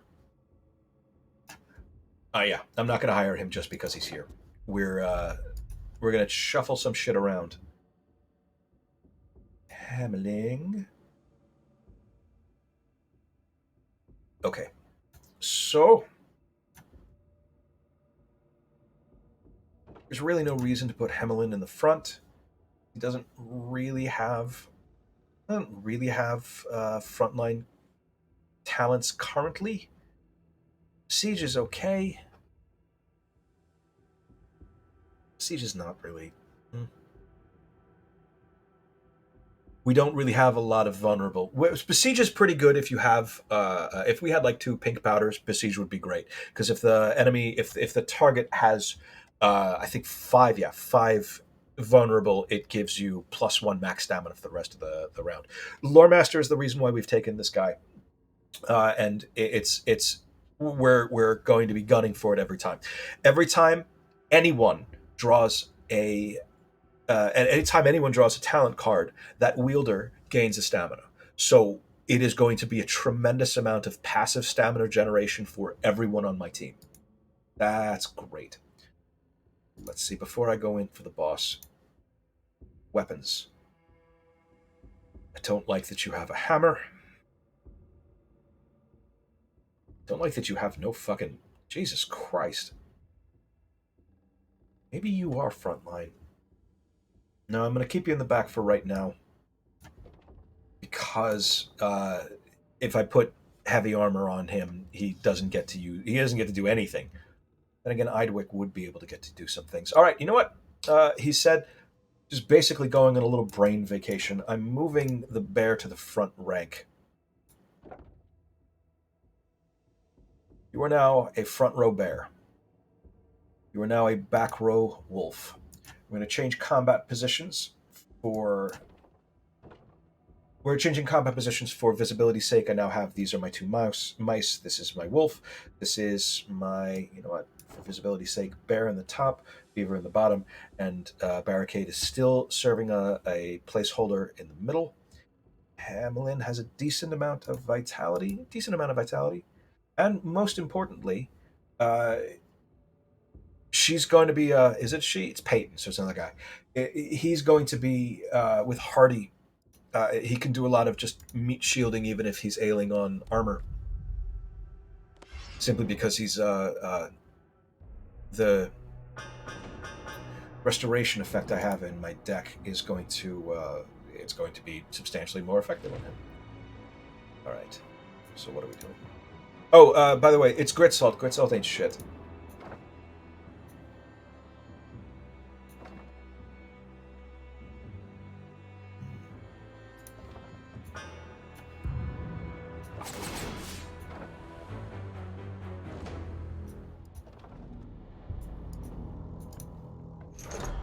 Okay.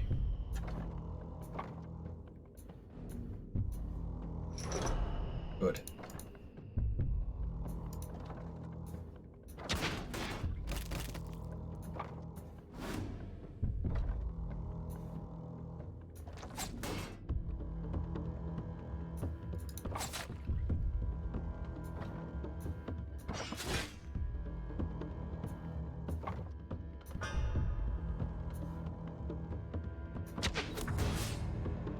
Remember I said Grit Salt ain't shit? I'm sure he does something really, really cool. I'm certain that he must. But I don't know what it is. Him, Blister, Sledge. I don't really know what they do that's any special because they just fucking fall over and die very, very easily.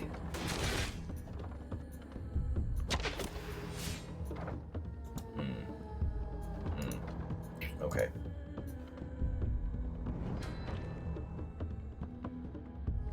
Oh, that was my first turn. All right then. This is exactly what we want to. We want our turns to be very, very long. We want to constantly have cards coming in, and if we can help it, we want to constantly have stamina coming in to play those cards. That's what we're going for this round, this run. Last time we were going for synergy, trying to get a lot of bleed, and basically trying to just delete people. We relied much more heavily on severe burst damage as opposed to this round where we're relying mostly on severe burst damage. Yeah. I promise I'm paying attention. Okay. Let's dump some of this shit out of this hand.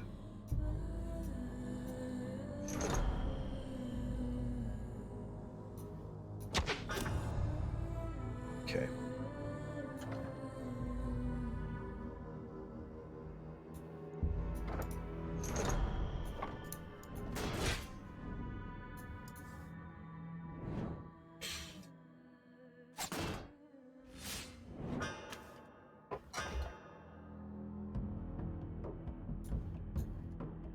Yeah.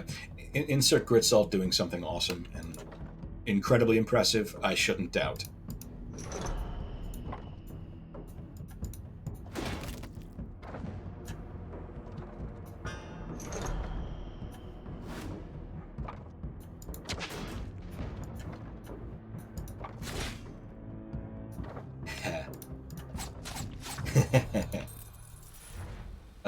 We're all set. And 2 superiors. Burr has only heavy, so I'll keep that in reserve for when Hemelin has more stamina. In the meantime, he's doing fine. And we got 2 levels. Good. Begin with, yeah, I'll take another You Shall Not Pass, because they banish, and that's, it's more armor. Armor's armor. Reckless Burst is fine. He's got nothing else. He's got nothing better. And it's okay. It's just that it's Reckless Burst is 3 damage to 2 separate guys in the same lane. So, or row, whatever it is. It's back to front, which means it's possible to waste one half of that card, as opposed to, I forget the name of the other one, where it's 3 hits to 2 guys and you choose them. So we're gonna get a level. Ooh, wow. Probably be this mouse, so he can just jump straight ahead. Yeah, we're gonna put it on the mouse. We're gonna be greedy and stick it on Yansworth, so he can just jump a full level ahead and get his last. Awesome. Okay, that's great. That's perfect. So this is something that Grit Salt has? Did Grit Salt have this? I don't fucking remember. So anytime this mouse busts through somebody's armor, everybody gets 3 vulnerable. That is going to allow my bear to be able to cast that spell when her barricade thing. Actually, now that I think of it, she's probably never going to be able to cast it because she's only got 2 stamina, and I need to put heavy armor on her. So it's going to be something that the wolf will pick up and cast for her.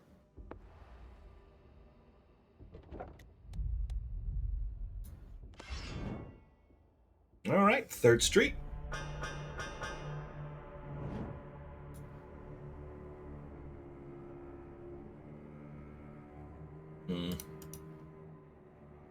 Okay. 3rd Street, we are now finally getting into... This is fairly serious business. These guys, as I explained last in the last recording, these guys are going to add Spearman's Defense, which is a carapace on, and that kills mice. You need to pay very close attention to... I'll show it to you when it comes up. Let's see. I should have cast something real expensive.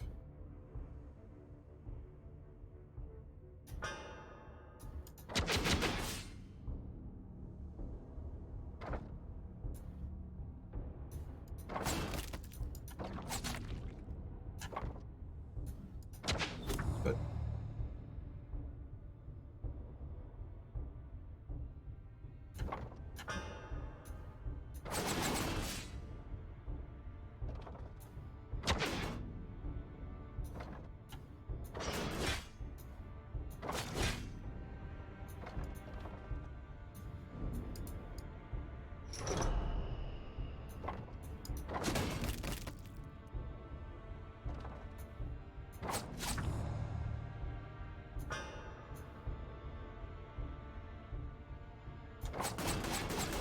oh, I should have put this bless on first. What is the matter with you?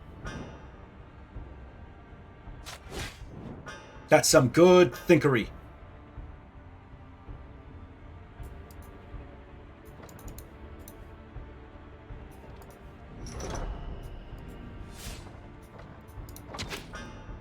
See that carapace? Luckily, we can ignore it as long as we only fire on him with people who have ranged weapons, and we are in no way short on ranged weapons. Let's get a little bit extra. Yeah.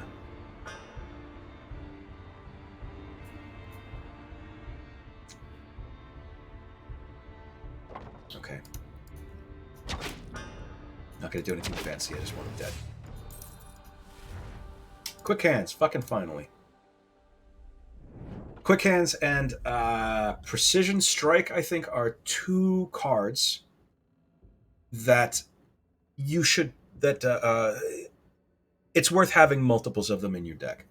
But not too many, but it is worth having multiples. They are the easiest way of getting preparation. Preparation is card draw, simple as that. We want to do both of these things, I think. You know what? Yeah, I'm not gonna bother picking up extra chains. I don't think it's gonna be necessary. Our deck is kind of light, and we have a shit ton of card draw. So let's ignore it for now.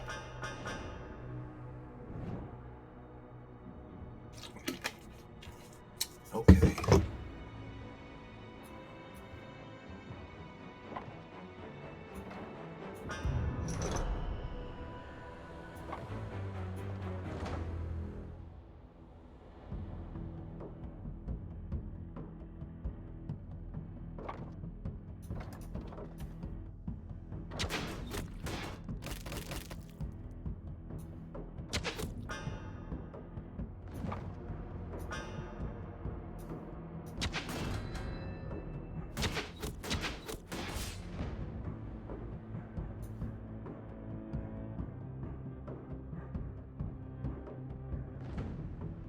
Who do we feel like mashing?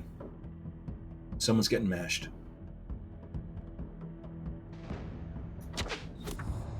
Let's mash that guy.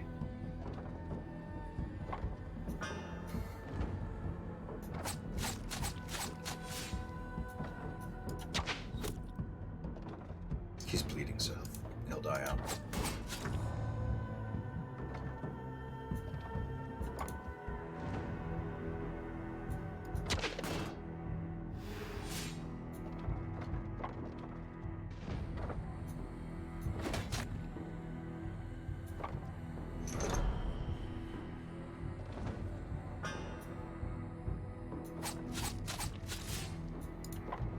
Oh, I should have left him out.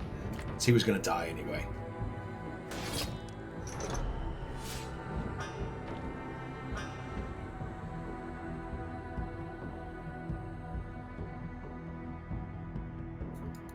want to point something out. Lore Master actually gives you more value than it says it is. The wielder gains 1 stamina is what it says on the card, but what it says on the actual buff, every time you draw a talent card, the wielder gains 2 stamina for each stack of Lore Master. And it seems to work for anyone who draws any stamina, any of their talents. Like for example, Yansworth over here drew Redemption, and now he has 9 fucking stamina. This is going to be goddamn delightful when we get to the Prince. It's the whole reason why we took Hamelin is Lore Master. Lore Master is another one of those effects that's so fucking good, it is practically game breaking.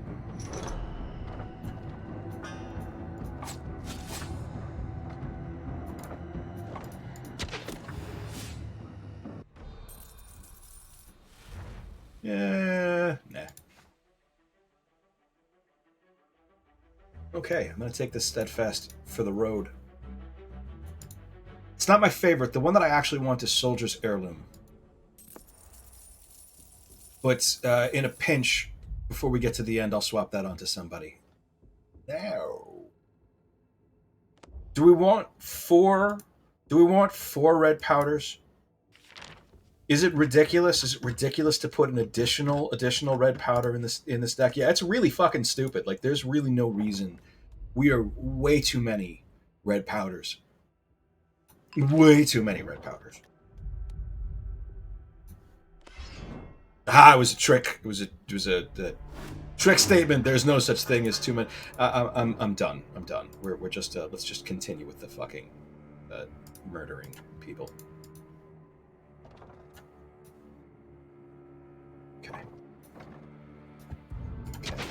Once again, these dudes in the back, pay attention to this buff, protected.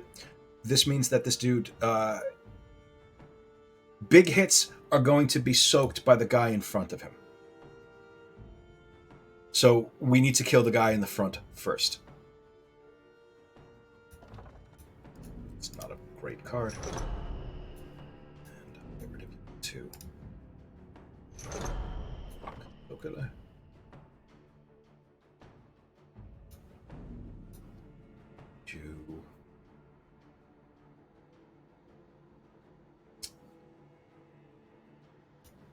It's just you. Seems like a waste.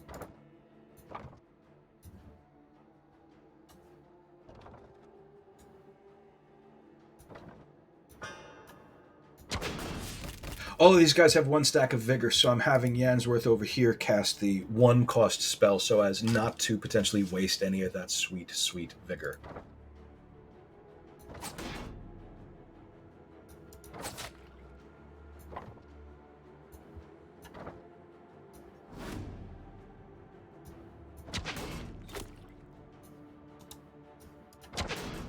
Oh my god. So, just to point this out, 71 from 13, and he had, I think, I didn't check before I threw it. I think I had 6 or so charge on that also, so it was 20 some odd.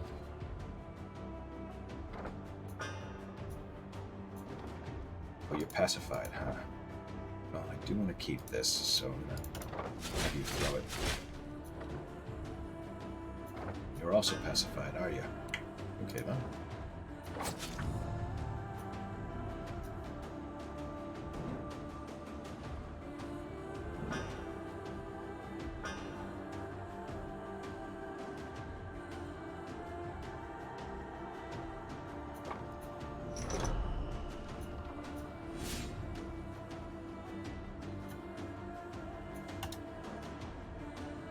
Okay, give me a minute.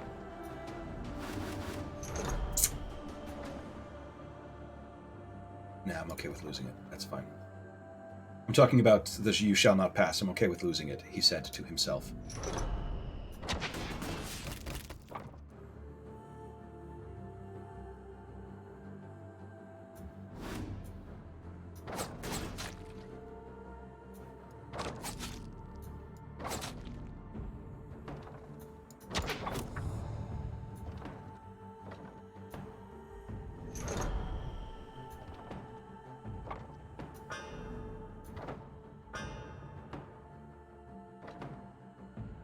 All right, so here's what I'm going to do.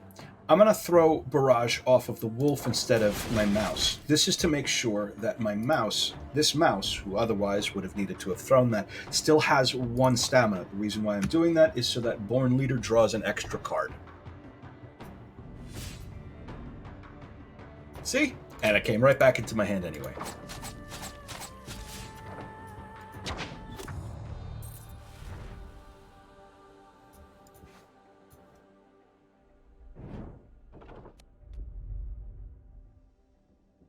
Don't need... Yeah, fuck it. Get some extra chains. Let's find out if we have any scruples. Who needs them?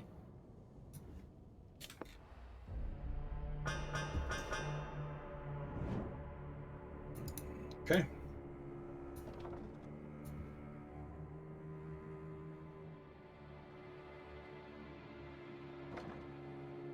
All right.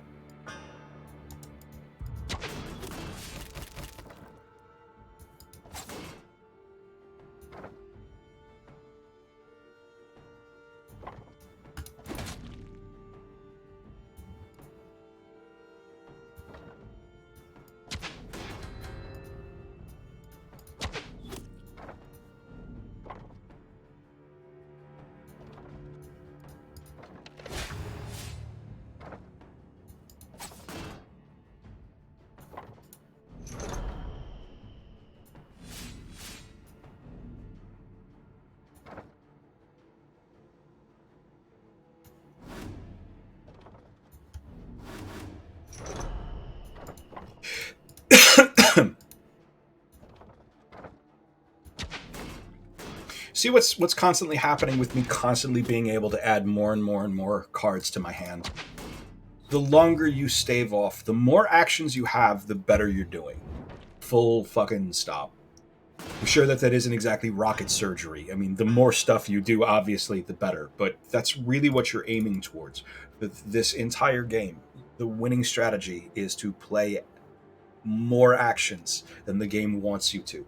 Take full advantage of all the various little effects that can dramatically increase the amount of actions you can take per round and exploit the living shit out of them. We could use an extra wild brawl, but instead we're taking calculating strike because it is preparation, which is card draw. Okay, cool. Let's get some free levels.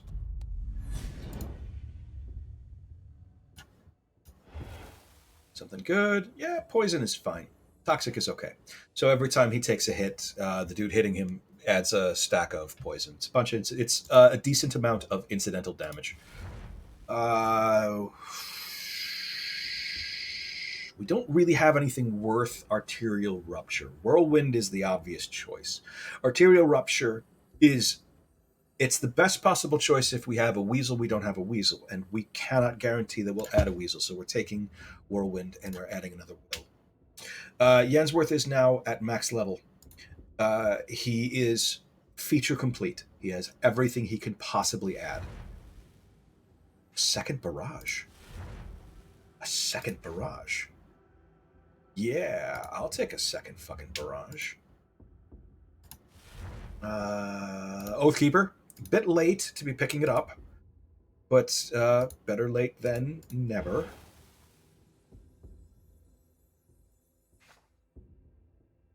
Can't ever play a 3 or high cost card. Fundamentalist, just because Hamelin is always going to struggle with. Hamelin is going to be constantly struggling with stamina. Again, the only reason why Hamelin is on our team is Lore Master. So we're accepting him onto the team, even though his stats are not good for a bear. He has too much will. A bear should have maybe at most 2 or 3 will. 3 at the absolute most. 2 is okay for a bear because his racial ability clears shit off of yourself. You really shouldn't need to clear a huge amount of stuff off of yourself multiple times in a single fight.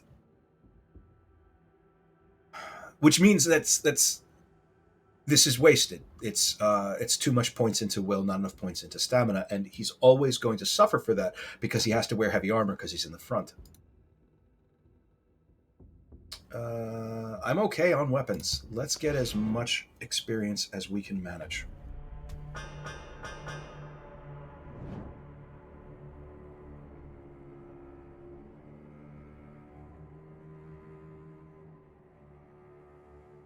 Okay. Yeah, you're not going to do this. Okay.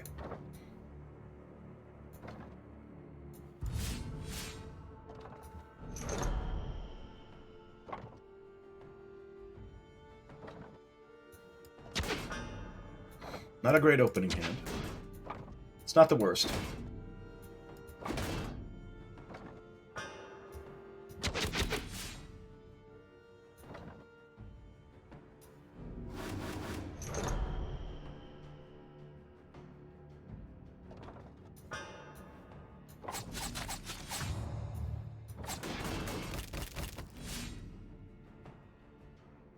Okay.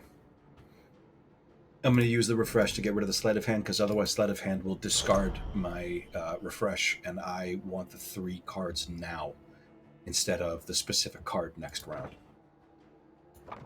I want all these guys dead, because these guys are very, very dangerous.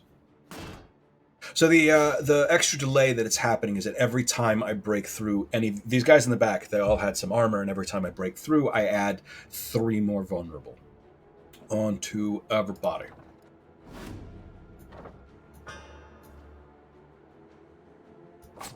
Yeah, let's just aim for fucking up everyone in the back. I don't want to deal with any of them. And I don't want any of them having... I want them all dead. So they're all gonna die.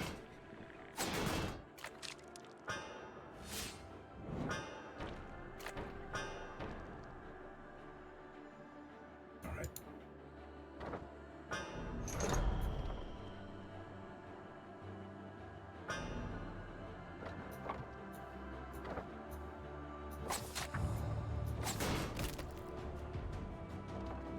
Okay. A little bit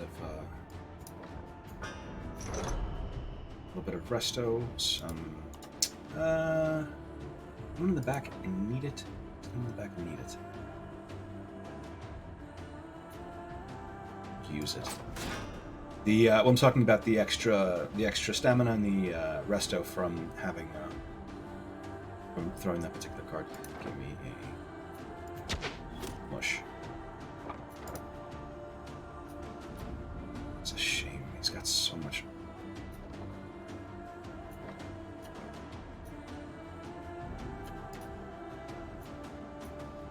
I'm gonna cast. We're discarding the crossbow simply because I don't want him. I don't want to pacify.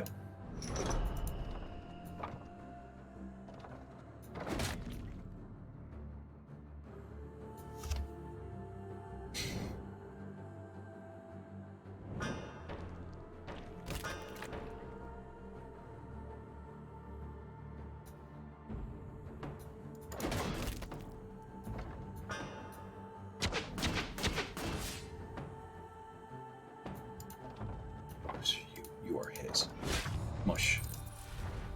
Just fucking squishing people. Don't. Nope. None of those. Frankly, I kind of want to get rid of this kite shield because she can't even fucking use this. He can't even use this. So I'll go ahead and give him the E-stock because it's something else that he can actually throw. Okay.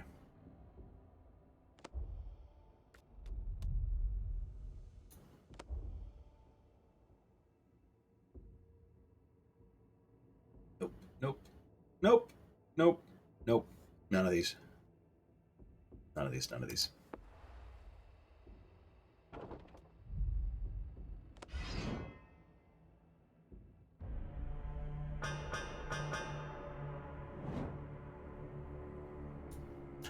Okay.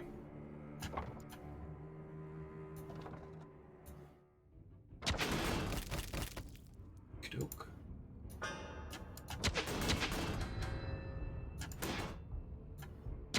Good.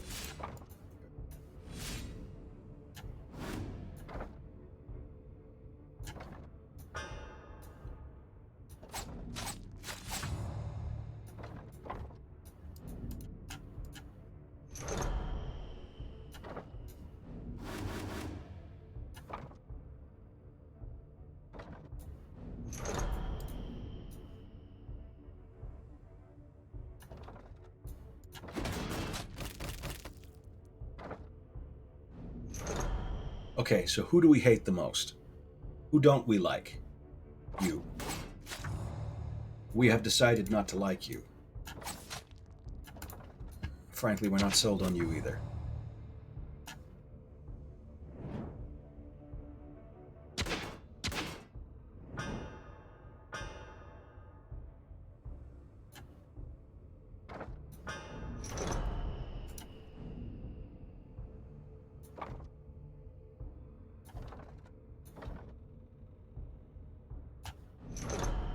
Oh, I should have done this first. Dumb. Because it brought up a whole bunch of extra cards in my hand, which would have been decreased in cost. That's fine.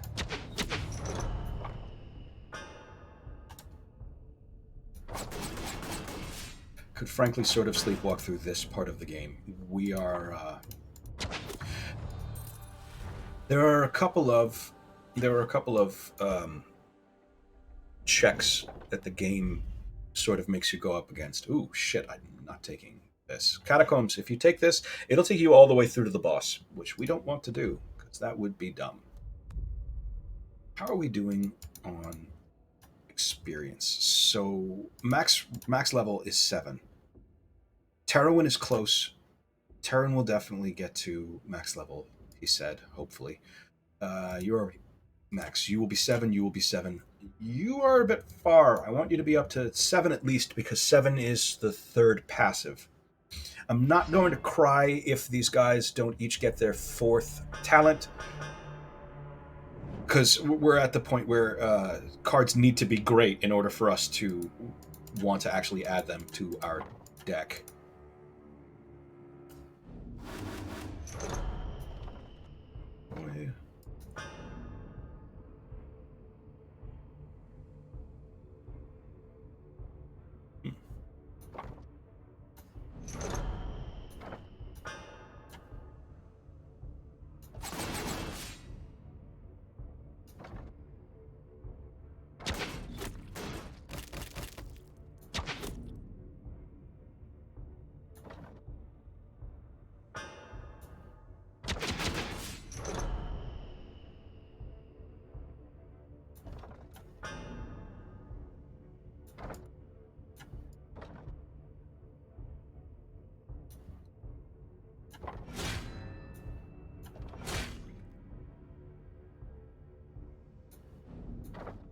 Fuck. All right, then.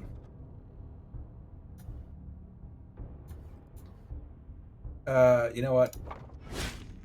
Hit you with it anyway.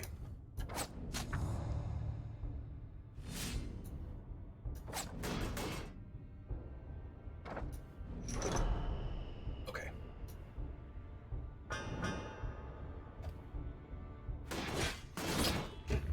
Notice Ender Spearman in the front. Have that carapace up. Be warned. Pay attention.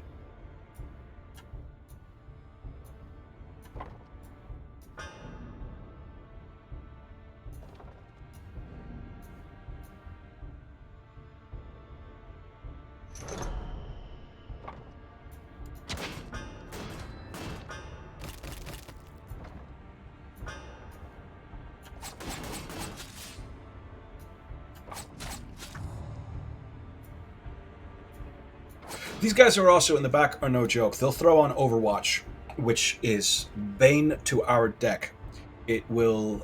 They will throw 1 damage, which isn't a big deal, and 1 stack of bleed, which is a big deal, for every stack of Overwatch for every time anytime we draw a card. Anytime, and that gets difficult to manage very quickly. So you want to. These guys are top priority. They need to be a dead, which they are. So well done, us. I think earlier I said that the Born Commander would trigger with the rest of everything. It doesn't seem to be doing that now. I do seem to be getting the extra burst of cards, so I guess I was talking out of my ass. Sorry, everybody. Yeesh.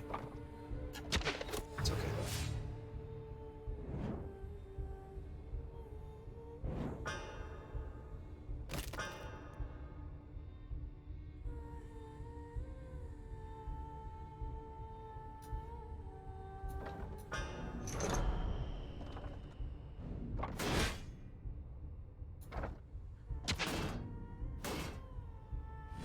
Oh, damn it. I meant to be on him. Shit. It's fuck. It's fine, but it's fuck.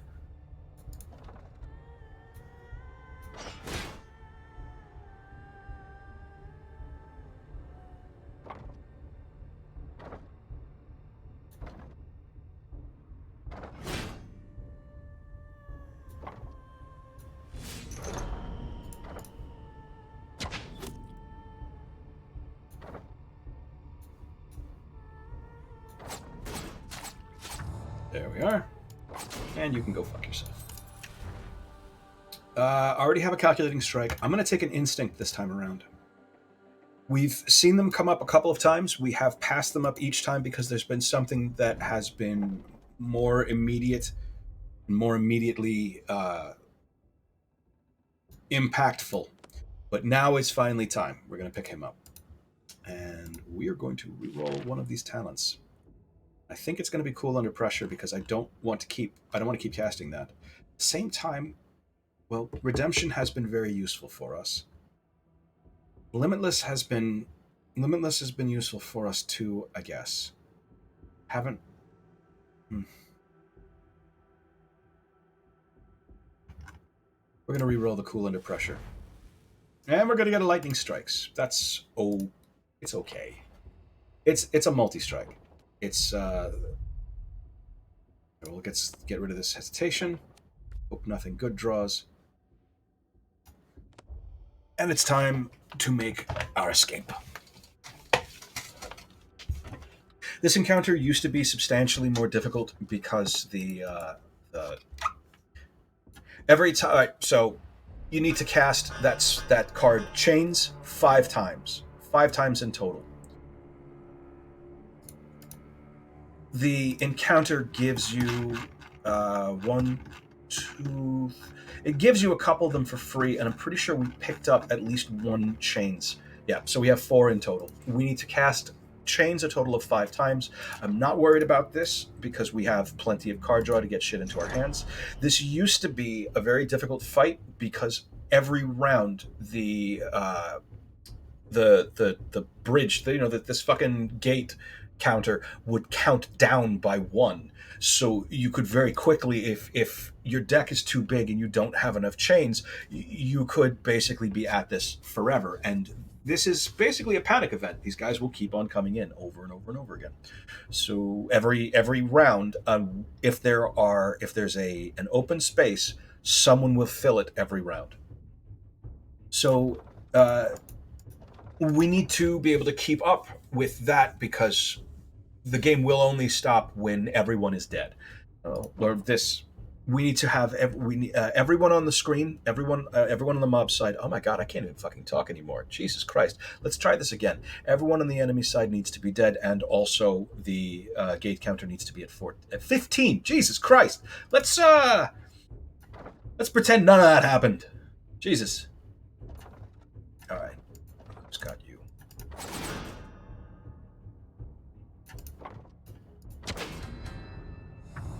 Good.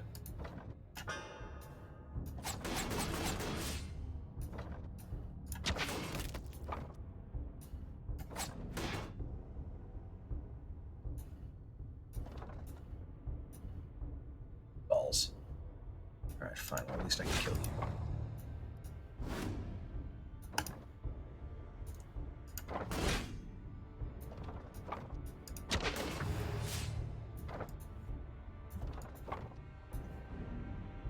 Shit. Nothing. Fine.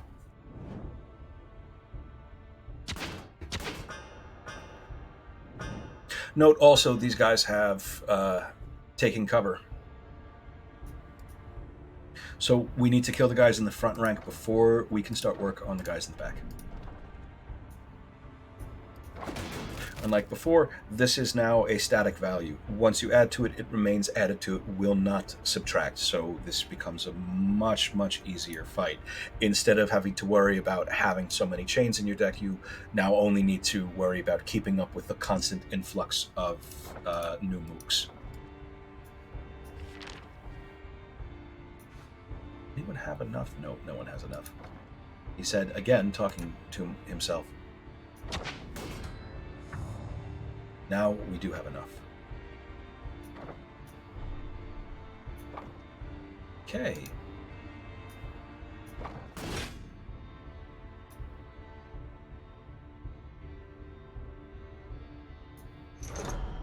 All right, he got his free max stamina. Cool.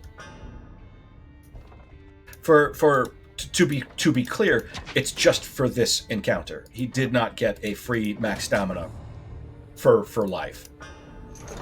We're not that lucky.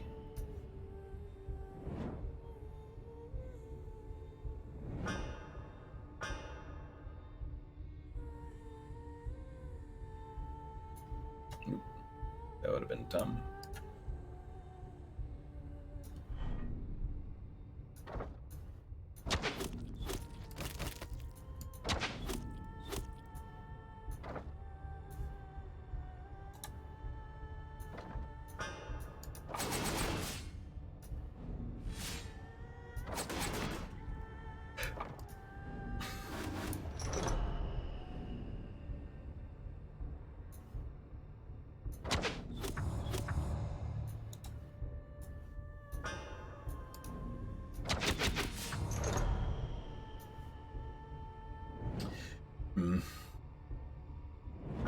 Lost a bunch of good cards because there was nothing to play them on.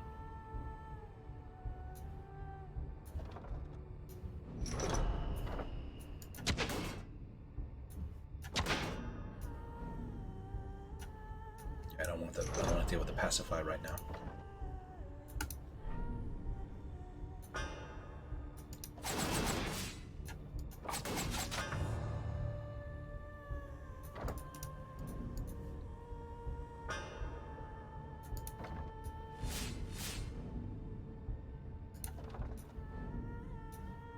I'm just casting them on nothing so that they discard instead of banishing. That changed our hands. Okay, we are finally fucking ready to be done with this. We're at 15. Okay, I was one. She didn't have any will left. That's all right. All right, and we're done. And we're done. Okay. So, they are now safely out of the city. We've just lost 4 cards out of our deck, which is great. And we now have a clear path to the prince. We're taking Augur instead of Drunken Guards. We don't need the money, but the Augur, I believe, is going to allow me to spend some money re-rolling a talent, which is what I want.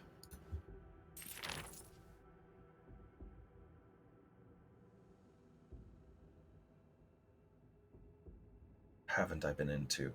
I'm not super into weak spot.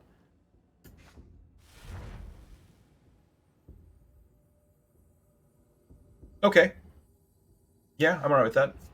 It's a weird card that allows me to throw a bunch of it's a weird card that allows me to throw a bunch of armor on my rank. I'm totally okay with a little bit of extra survivability for whatever rank my wolf happens to be on. Because we can fairly reliably... it didn't feel good, but whatever. We can fairly reliably get a decent amount of vulnerability on people very quickly, simply because Yansworth, my boy back here, can just knock armor off of people really, really quickly. There we go. See?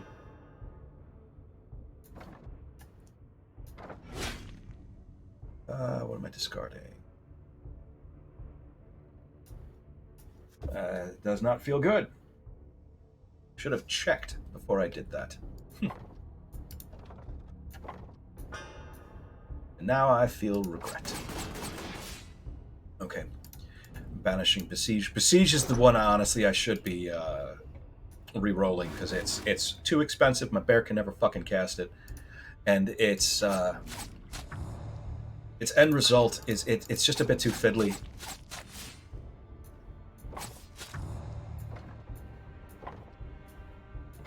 Give me one moment.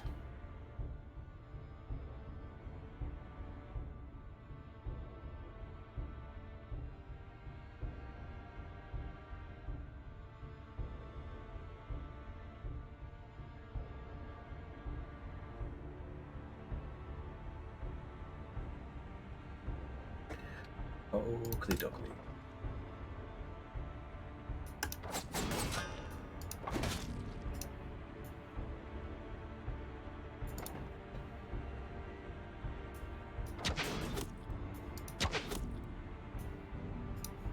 All right. Oh, I did not at all pay attention to where that damage was going. Should be okay though. Yeah. Yes. Yes. My kids are in really my party here is in really good shape.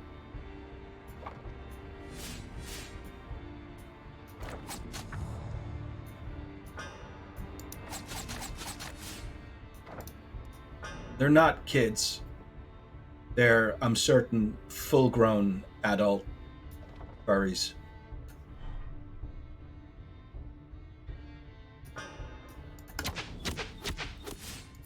Boot. All right, and that's that. Taking a running on fumes now that I have a bear. Okay, so. Ooh, yeah, okay. I'll give you a vulnerable too. Hurricane is fantastic. And I'm taking another will for you. You didn't level. Who leveled? Hemelin leveled. Okay. Ugh. No. I'm gonna forfeit it. She just doesn't he just doesn't have the stamina to cast any of those.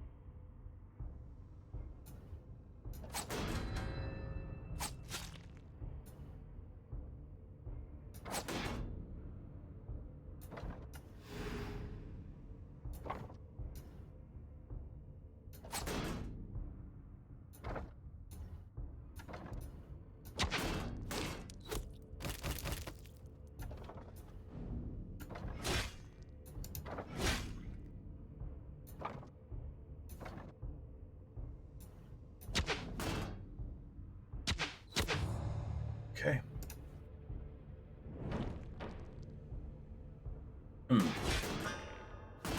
Yeah. Not great. But he's got survivalist gear on, so I'm not super concerned. I'm not super concerned about extra damage he's taking, simply because he's always got some passive health regen running.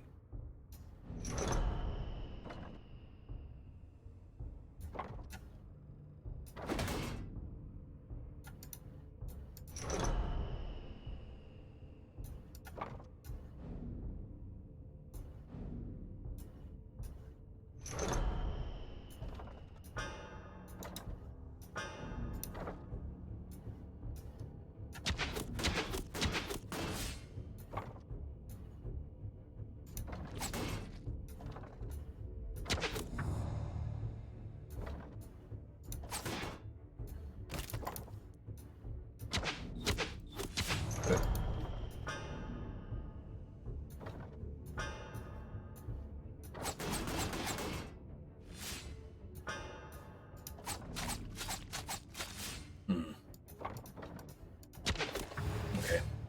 So one Overwatch will be active until we can get this guy down. You're about to see how fucking obnoxious this shit is. So we're gonna try to reduce the amount of avoidable bleed damage from that Overwatch. I'm gonna try to avoid. Oh yeah, you know what? I shouldn't have worried. He's just fucking dead. Or I can just kill him. There's also that.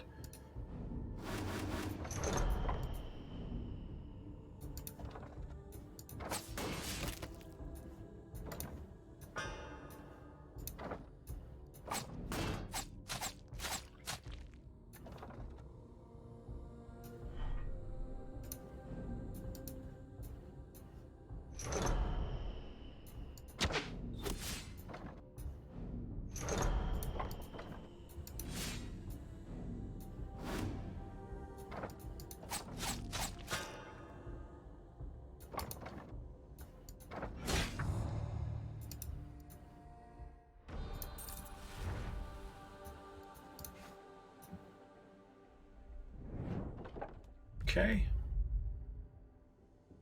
This is our last ditch. This is our last opportunity. You know, I should have gone after the auger first. Whatever.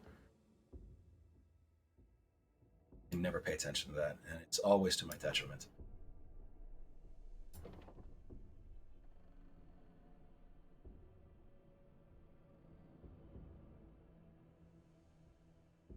Good. Okay, that's good. Soldier's heirloom. Fucking finally. You can take this. Oop, you're yeah. You can take this.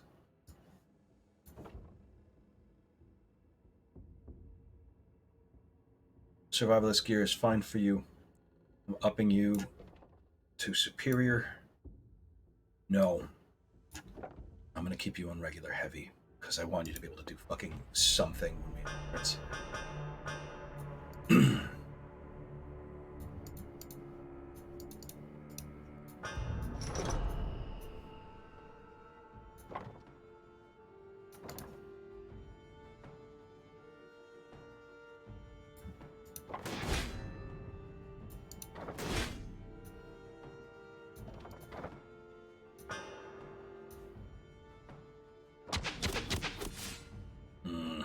it's shit. Did not take Juggernaut into account. My fault. Oh, what a waste. I didn't even realize I had that there.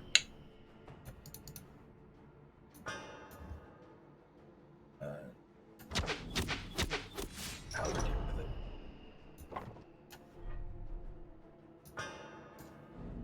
Okay. Feel a little better about that. Won't die, though. You.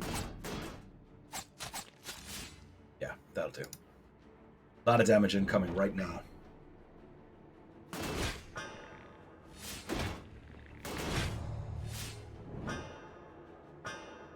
Didn't like that.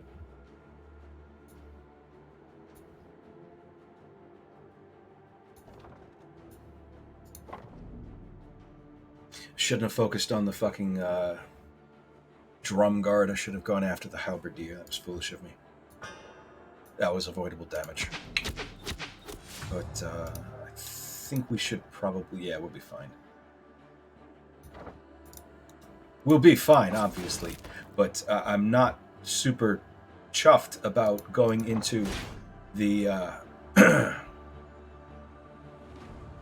the last encounter in this this last series of encounters with fucking half of his goddamn health. All right, so I'm gonna draw this out a little bit. I'm gonna let his restoration tick up for a couple of rounds, depending on whether or not we can. We deal with this. Okay, all right. So 12 damage and 1. That's nothing. That ain't shit.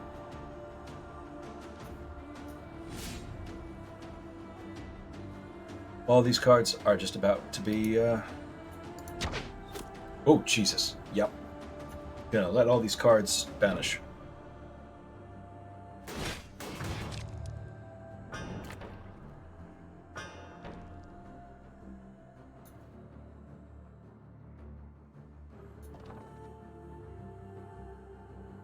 Turn end.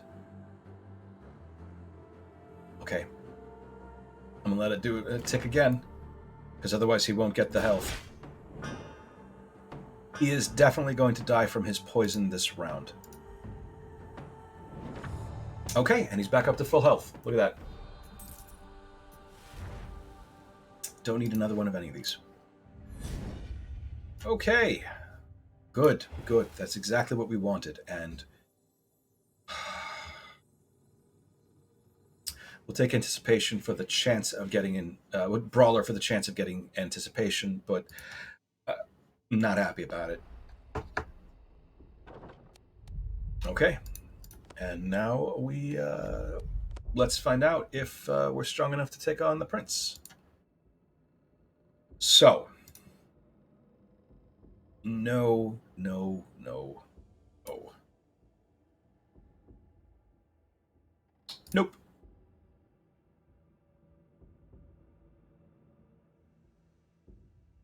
Who could I throw into the front rank if I were to throw one of these guys in the front rank? I don't think any of them.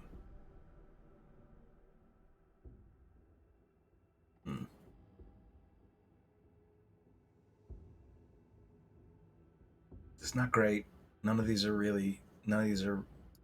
It's not. Nope, and nope. We're not gonna hire nobody. We are walking away from this recruitment event. We are going after the last bosses with 5. Let's see if that fucks us.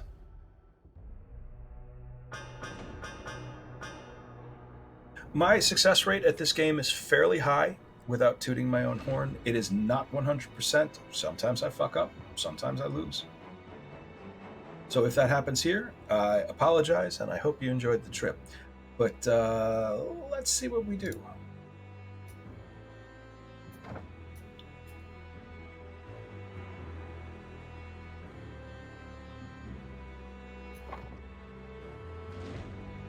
Okay, I'm going to let him... Again, the bannerman in the back is going to banish the first card I play every round. So I want to make sure that whatever I play first is something that I'm okay with getting rid of. I'm going to focus on killing the guys in the back first because I can layer a bunch of overwhelming them quickly and because there's only 2 actions coming in for round 1. These 2 guys are both going to sweep the front row for 15 damage each. I'm going to lose the barricade, but I have a second will on the beaver. And the warden is going to jump into the back rank. He's not going to do anything this first round, so we're going to take as much advantage of his delay as we can. Ooh, this is a pretty strong...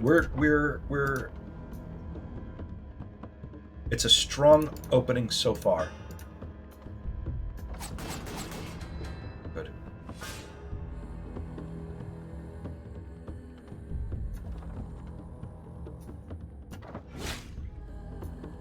Let's let everyone in the back get a little bit of armor real quick. One guy already dead. Good.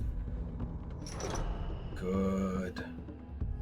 I'm going to kill the Limitless. Fuck it. It's not going to do too much good for me this round anyway. Happy to immediately have preparation, but I should have been working on the halberdier in the back. Need to remind myself that I actually need to pay attention because I'm not guaranteed to win.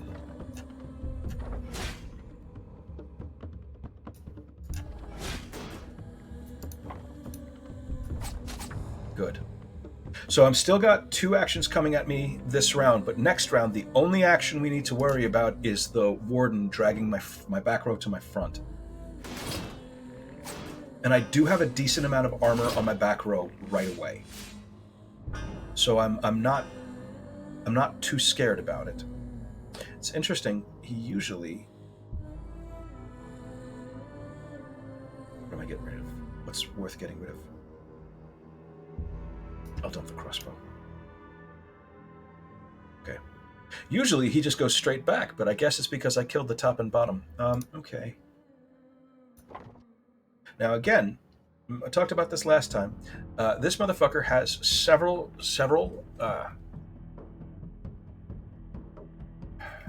This guy has several effects that are that require immediate attention. Number one, and first and foremost, I don't care about the other things. Every time he moves around or he moves us around, he's going to get a shit ton of strength. That's going to be something that we're just going to have to deal with. But in the meantime, it's this champion that we're most concerned about. We need to make sure we do not do more than 25 damage per hit to this man, or his armor is just suddenly going to explode out of control.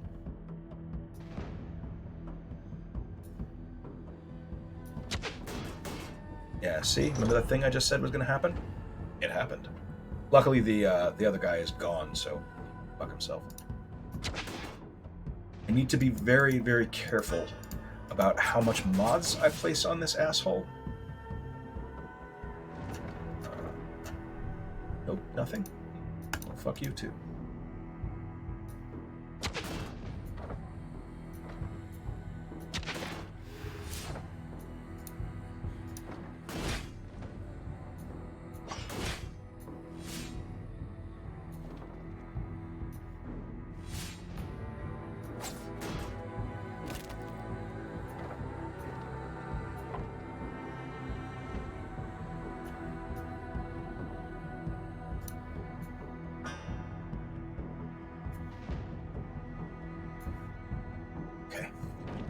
Back row comes to front row right now.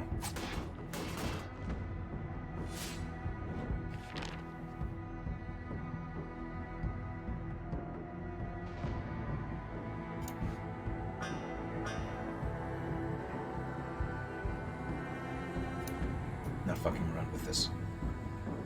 So, right away, first thing let's do, let's keep working on the warden. Let's discard a kick. No, I could have kicked this asshole. It's a fine. Bit of a misplay. 15 damage incoming, 30 damage incoming. He's going to take it a little bit in the pants. I have some options to increase his armor right away.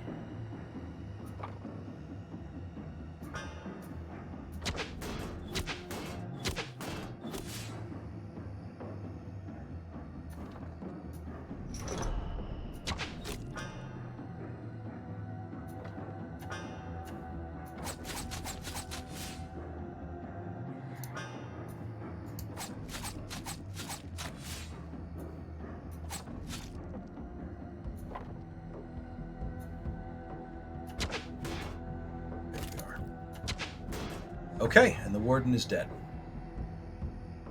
Now.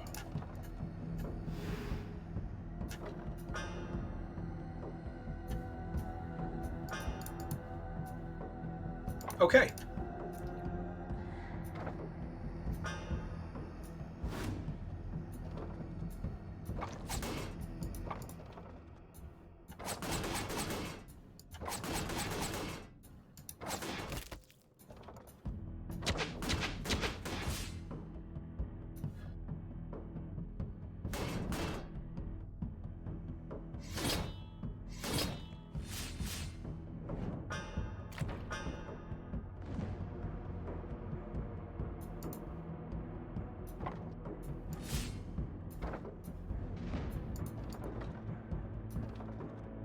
Really wish I'd had more will for Downington with all these barrages.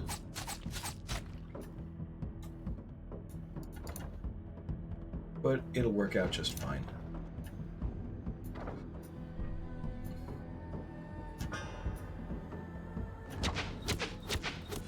Yeah. We're okay.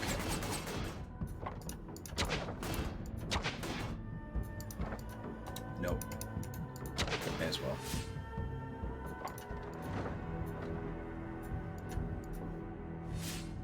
Okay.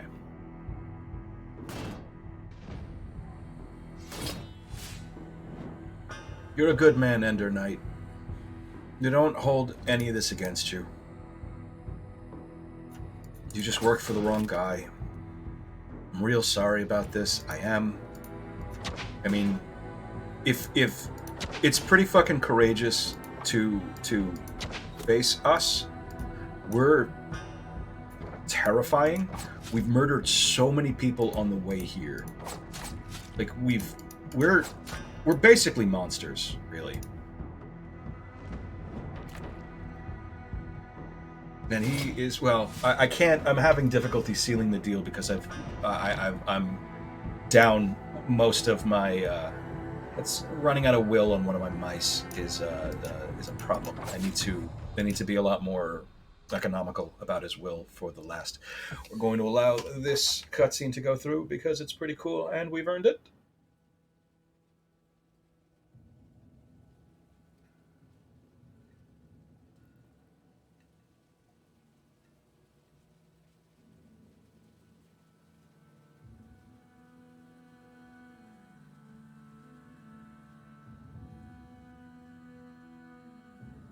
That's so bad for that fucking warden.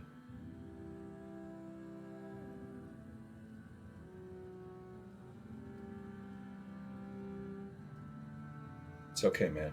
You just worked for the wrong guy.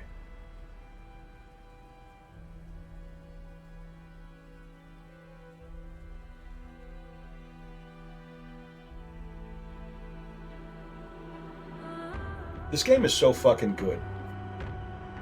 I'm very pleased with Montebello as a whole. They've added a bunch of free additional content, and there's going to be a DLC with even more content coming at the end of July. So I'm pretty into it. There's a new character, there's a new class that's going to be added, and I must admit that having looked over the class a little bit, I need to see it in action because it seems like it's very fiddly. Like it feels like some parts of it might be a bit overcomplicated, but I'll have to actually see it in action. The last time I recorded myself facing the Spy Master, I spent about 5 minutes gushing about how he has 304 health and saying that maybe now I'll get to see any of the cool things that he does. Obviously, he's had 304 health since he's been added, and I just hadn't been paying attention.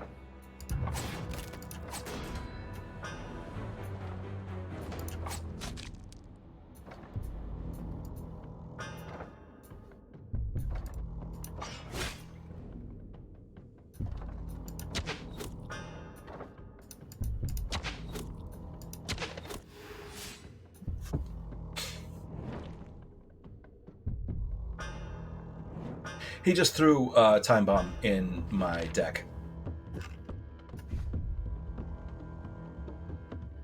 Nah, I think we're okay with what we have.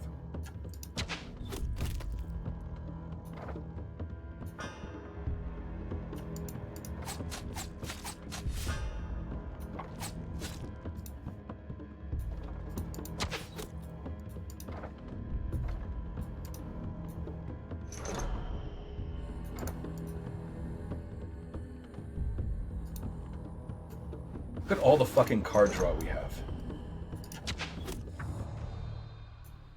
I love that. Now comes the actual real test. This is the real test. We're going to discuss a few things when it comes up, when the stage loads. Okay, so once again, to point this out, you can go. Once again, the active ribbon showing which lane is active this round is on both because all 6 guys are going to be acting each round. Shit's going to become very complicated very quickly. And we have a real problem in that as long as any of these Kingsmen are alive, all of our shit costs 2 extra. 1 extra. It's not that bad. So we've got all this card draw, and we're very swiftly going to run out of ability to use the cards that we have, and because of that, the cards are going to start decaying. They're going to start banishing. So we need to make some very hard choices about which cards we're going to be casting each round. I'll get rid of that.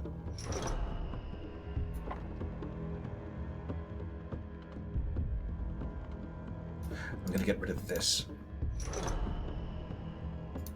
because I've already got one.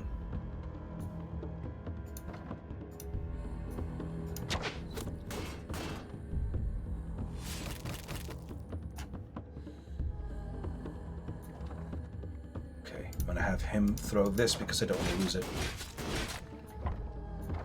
also going to have him swing the falchion because I don't want to lose that either. Armor. Okay. Let's get these fucking shadows down. Okay, there's things I'm not going to be able to cast. That's lose them and I'm not happy about it. Ooh, you know what? Maybe I don't have to. Let's save the quick hands. Heavy blow can go. Okay, a bunch of things are about to happen. I did not pay attention to any of the things these guys are doing. So I'm relying entirely on my team's very respectable amount of self-sustain and very, very respectable amount of armor.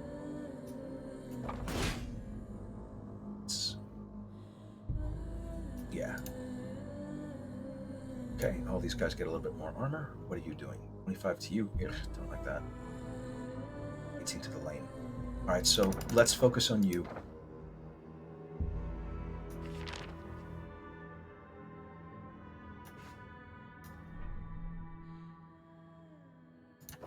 Okay. Shouldn't be throwing anything at the prince in the back. All right, so now everything is one cheaper.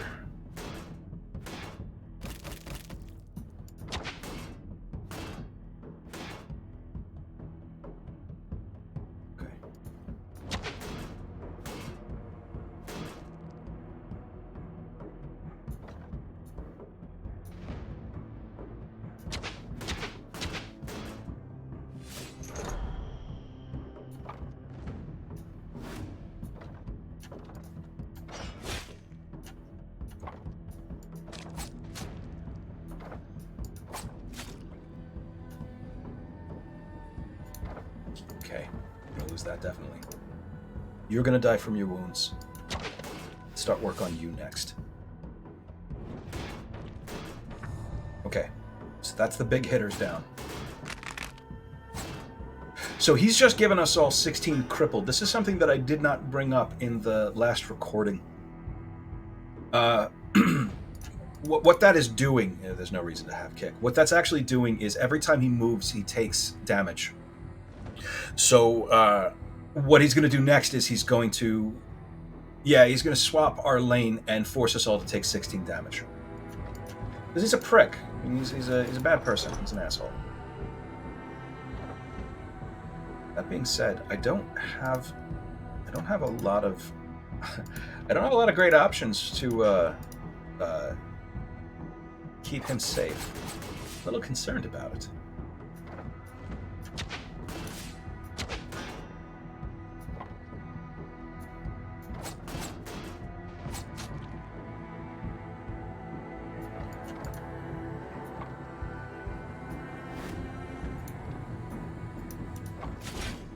Okay.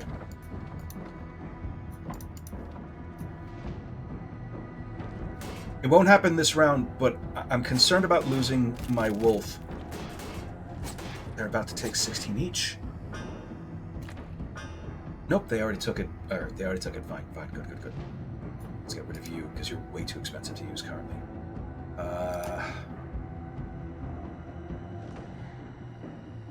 Still no debuffs in hand. Ha. Okay, then.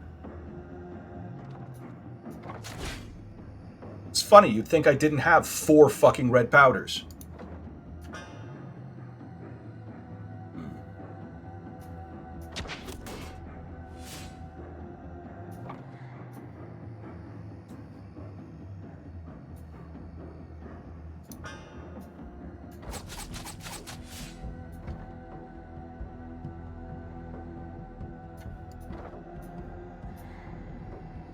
Okay. Now that my back is back to being my back, I'm a lot less concerned about Idlewick. And he will continually gain health back up. And that fucker just put bleed on the one who's immune to bleed. So we're getting rid of the 2 shadows. Turn 1 probably is what immediately won this particular round. I'm already awarding myself the victory here. They are not going to be able to kill me before I get them both down. I don't think they're going to be able to kill any of my guys either. Yeah, they're definitely not. And this is entirely because, again, card draw. It's the single most important thing. It's the most important thing for you to be looking for as you are playing this game. You want red powder, as many of them as you can fucking fit in your goddamn deck. Lore Master didn't turn out to be too useful this encounter, but that's fine. We didn't need it. And card draw. As much card draw in any way that you can possibly fucking fit card draw into your deck. Card draw. All right, and we are set. All of the Kingsguard are down. All of the Kingsguard are down. So he is now a complete pushover. This is officially just a matter of time.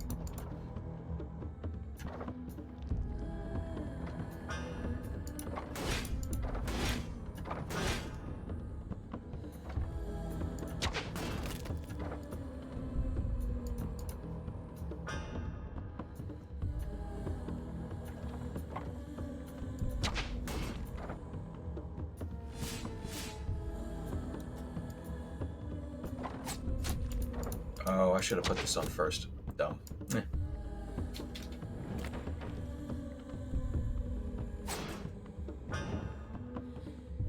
So, this is all over but the shouting. We are, we're done.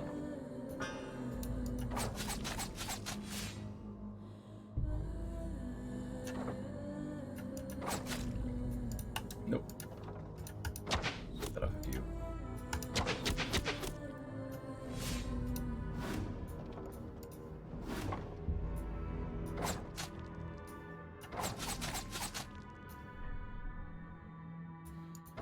I'm not even paying attention to the cards. I've this honestly could have and should have been over by now, but I'm just playing whatever fucking cards come into my hand because no strategy is necessary at all anymore. The game is over and we have won.